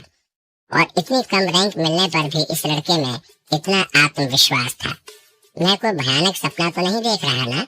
अब हर किसी में ऐसे स्टूडेंट को तो दाखिला देने की काबिलियत तो नहीं हो सकती ना? अभी ताना मारते हुए बोला, मैं तो 500 से कम रैंक वाले को अपना स्टूडेंट बनाता ही नहीं। आखिरी रैंक का टीचर और आखिरी रैंक का स्टूडेंट, क्या जोड़ी बनी है? तुम्हारी बकवास हो गई। विपिन ने सिर हिलाते हुए पूछा, अगर हो गई हो तो तुम यहाँ से जा सकते हो। उसने उस लड़के अग्रज के बारे में लाइब्रेरी की किताब पढ़ी थी। वो अनाथ था, इसलिए ये तो स्वाभाविक था कि उसे ना तो ध्यान लगाकर तकनीक को विकसित करना आता है और ना ही तकनीक की सही जानकारी है। लेकिन फिर भी अगर वो किसी भी तरह बेसिक सीख गया और अपनी वंश की पावर ले सका तो जल्द ही उसका टैलेंट आसमान छुएगा। अगर कोई और होता तो इतना मजाक बनने के बाद गुस्से से लाल हो गया होता, लेकिन इस विपिन को तो कोई फर्क ही नहीं पड़ता। उसे शांत देख अभी का मूड और खराब हो गया और वो प्रशा से बोला, सच ही है, गीली लकड़ी से कभी आग नहीं जला करती। प्रशा मैडम, चलो चलते हैं। ऐसे बेकार आदमी के आसपास भी रहे तो हमें भी इसकी बीमारी लग जाएगी। अभी की बात सुन प्रशा को बिल्कुल अच्छा नहीं लगा। उसने अभी की बात को नजरअंदाज कर विपिन से कहा, विपिन सर। प्रशा की आवाज भी उतनी ही मीठी थी जैसे हल्की सितार बज रही हो। हाँ, विपिन ने कभी सपने में भी नहीं सोचा था कि स्कूल की सबसे सुंदर टीचर उससे बात करने की पहल करेगी। हालांकि पिछली बार आपको अच्छे अंक नहीं मिले थे, लेकिन हिम्मत मत हारिए, मेहनत कीजिए और आपको अच्छे अंक जरूर मिलेंगे। प्रशा की नजर में खराब स्टूडेंट को दाखिला देने का मतलब था विपिन ने आशा छोड़ दी है। उसे विपिन से लगाव तो नहीं था, लेकिन वो उसे फेल होता भी नहीं देखना चाहती थी। आपकी सलाह के लिए शुक्रिया। विपिन ने देखा कि वो साफ मन से उसे सलाह दे रही थी, इसलिए उसने भी सिर हिला दिया और फिर आगे बोला, ये स्टूडेंट शायद अभी किसी लायक नहीं, पर क्या पता यही असली हीरा हो। अगर मैं इसकी मदद करूंगा और इसे ठीक तरह से सलाह दूंगा तो इसका चमकना नामुमकिन तो नहीं। वो तो है। इतना कहकर प्रशा वहां से जाने लगी। लगा विपिन सिर्फ एक बहाना बना रहा था। अग्रज का साइज और उसे बेसिक का ज्ञान न होने की वजह से उसका भविष्य में कुछ अच्छा कर पाना असंभव था। प्रशा को विपिन से बात करते देख और उसे प्रोत्साहित करते देख अभी को बिल्कुल अच्छा नहीं लगा। वो थोड़ी देर विपिन को घूरने के बाद प्रशा से बोला, प्रशा मैडम, आपको इसके जैसे लोगों से दूर ही रहना चाहिए, नहीं तो आपके मान सम्मान पर दाग लग जाएगा। अभी सर, मैं अभी थोड़ा थकी हुई हूँ, बेहतर यही होगा कि आप मेरे पीछे ना आए।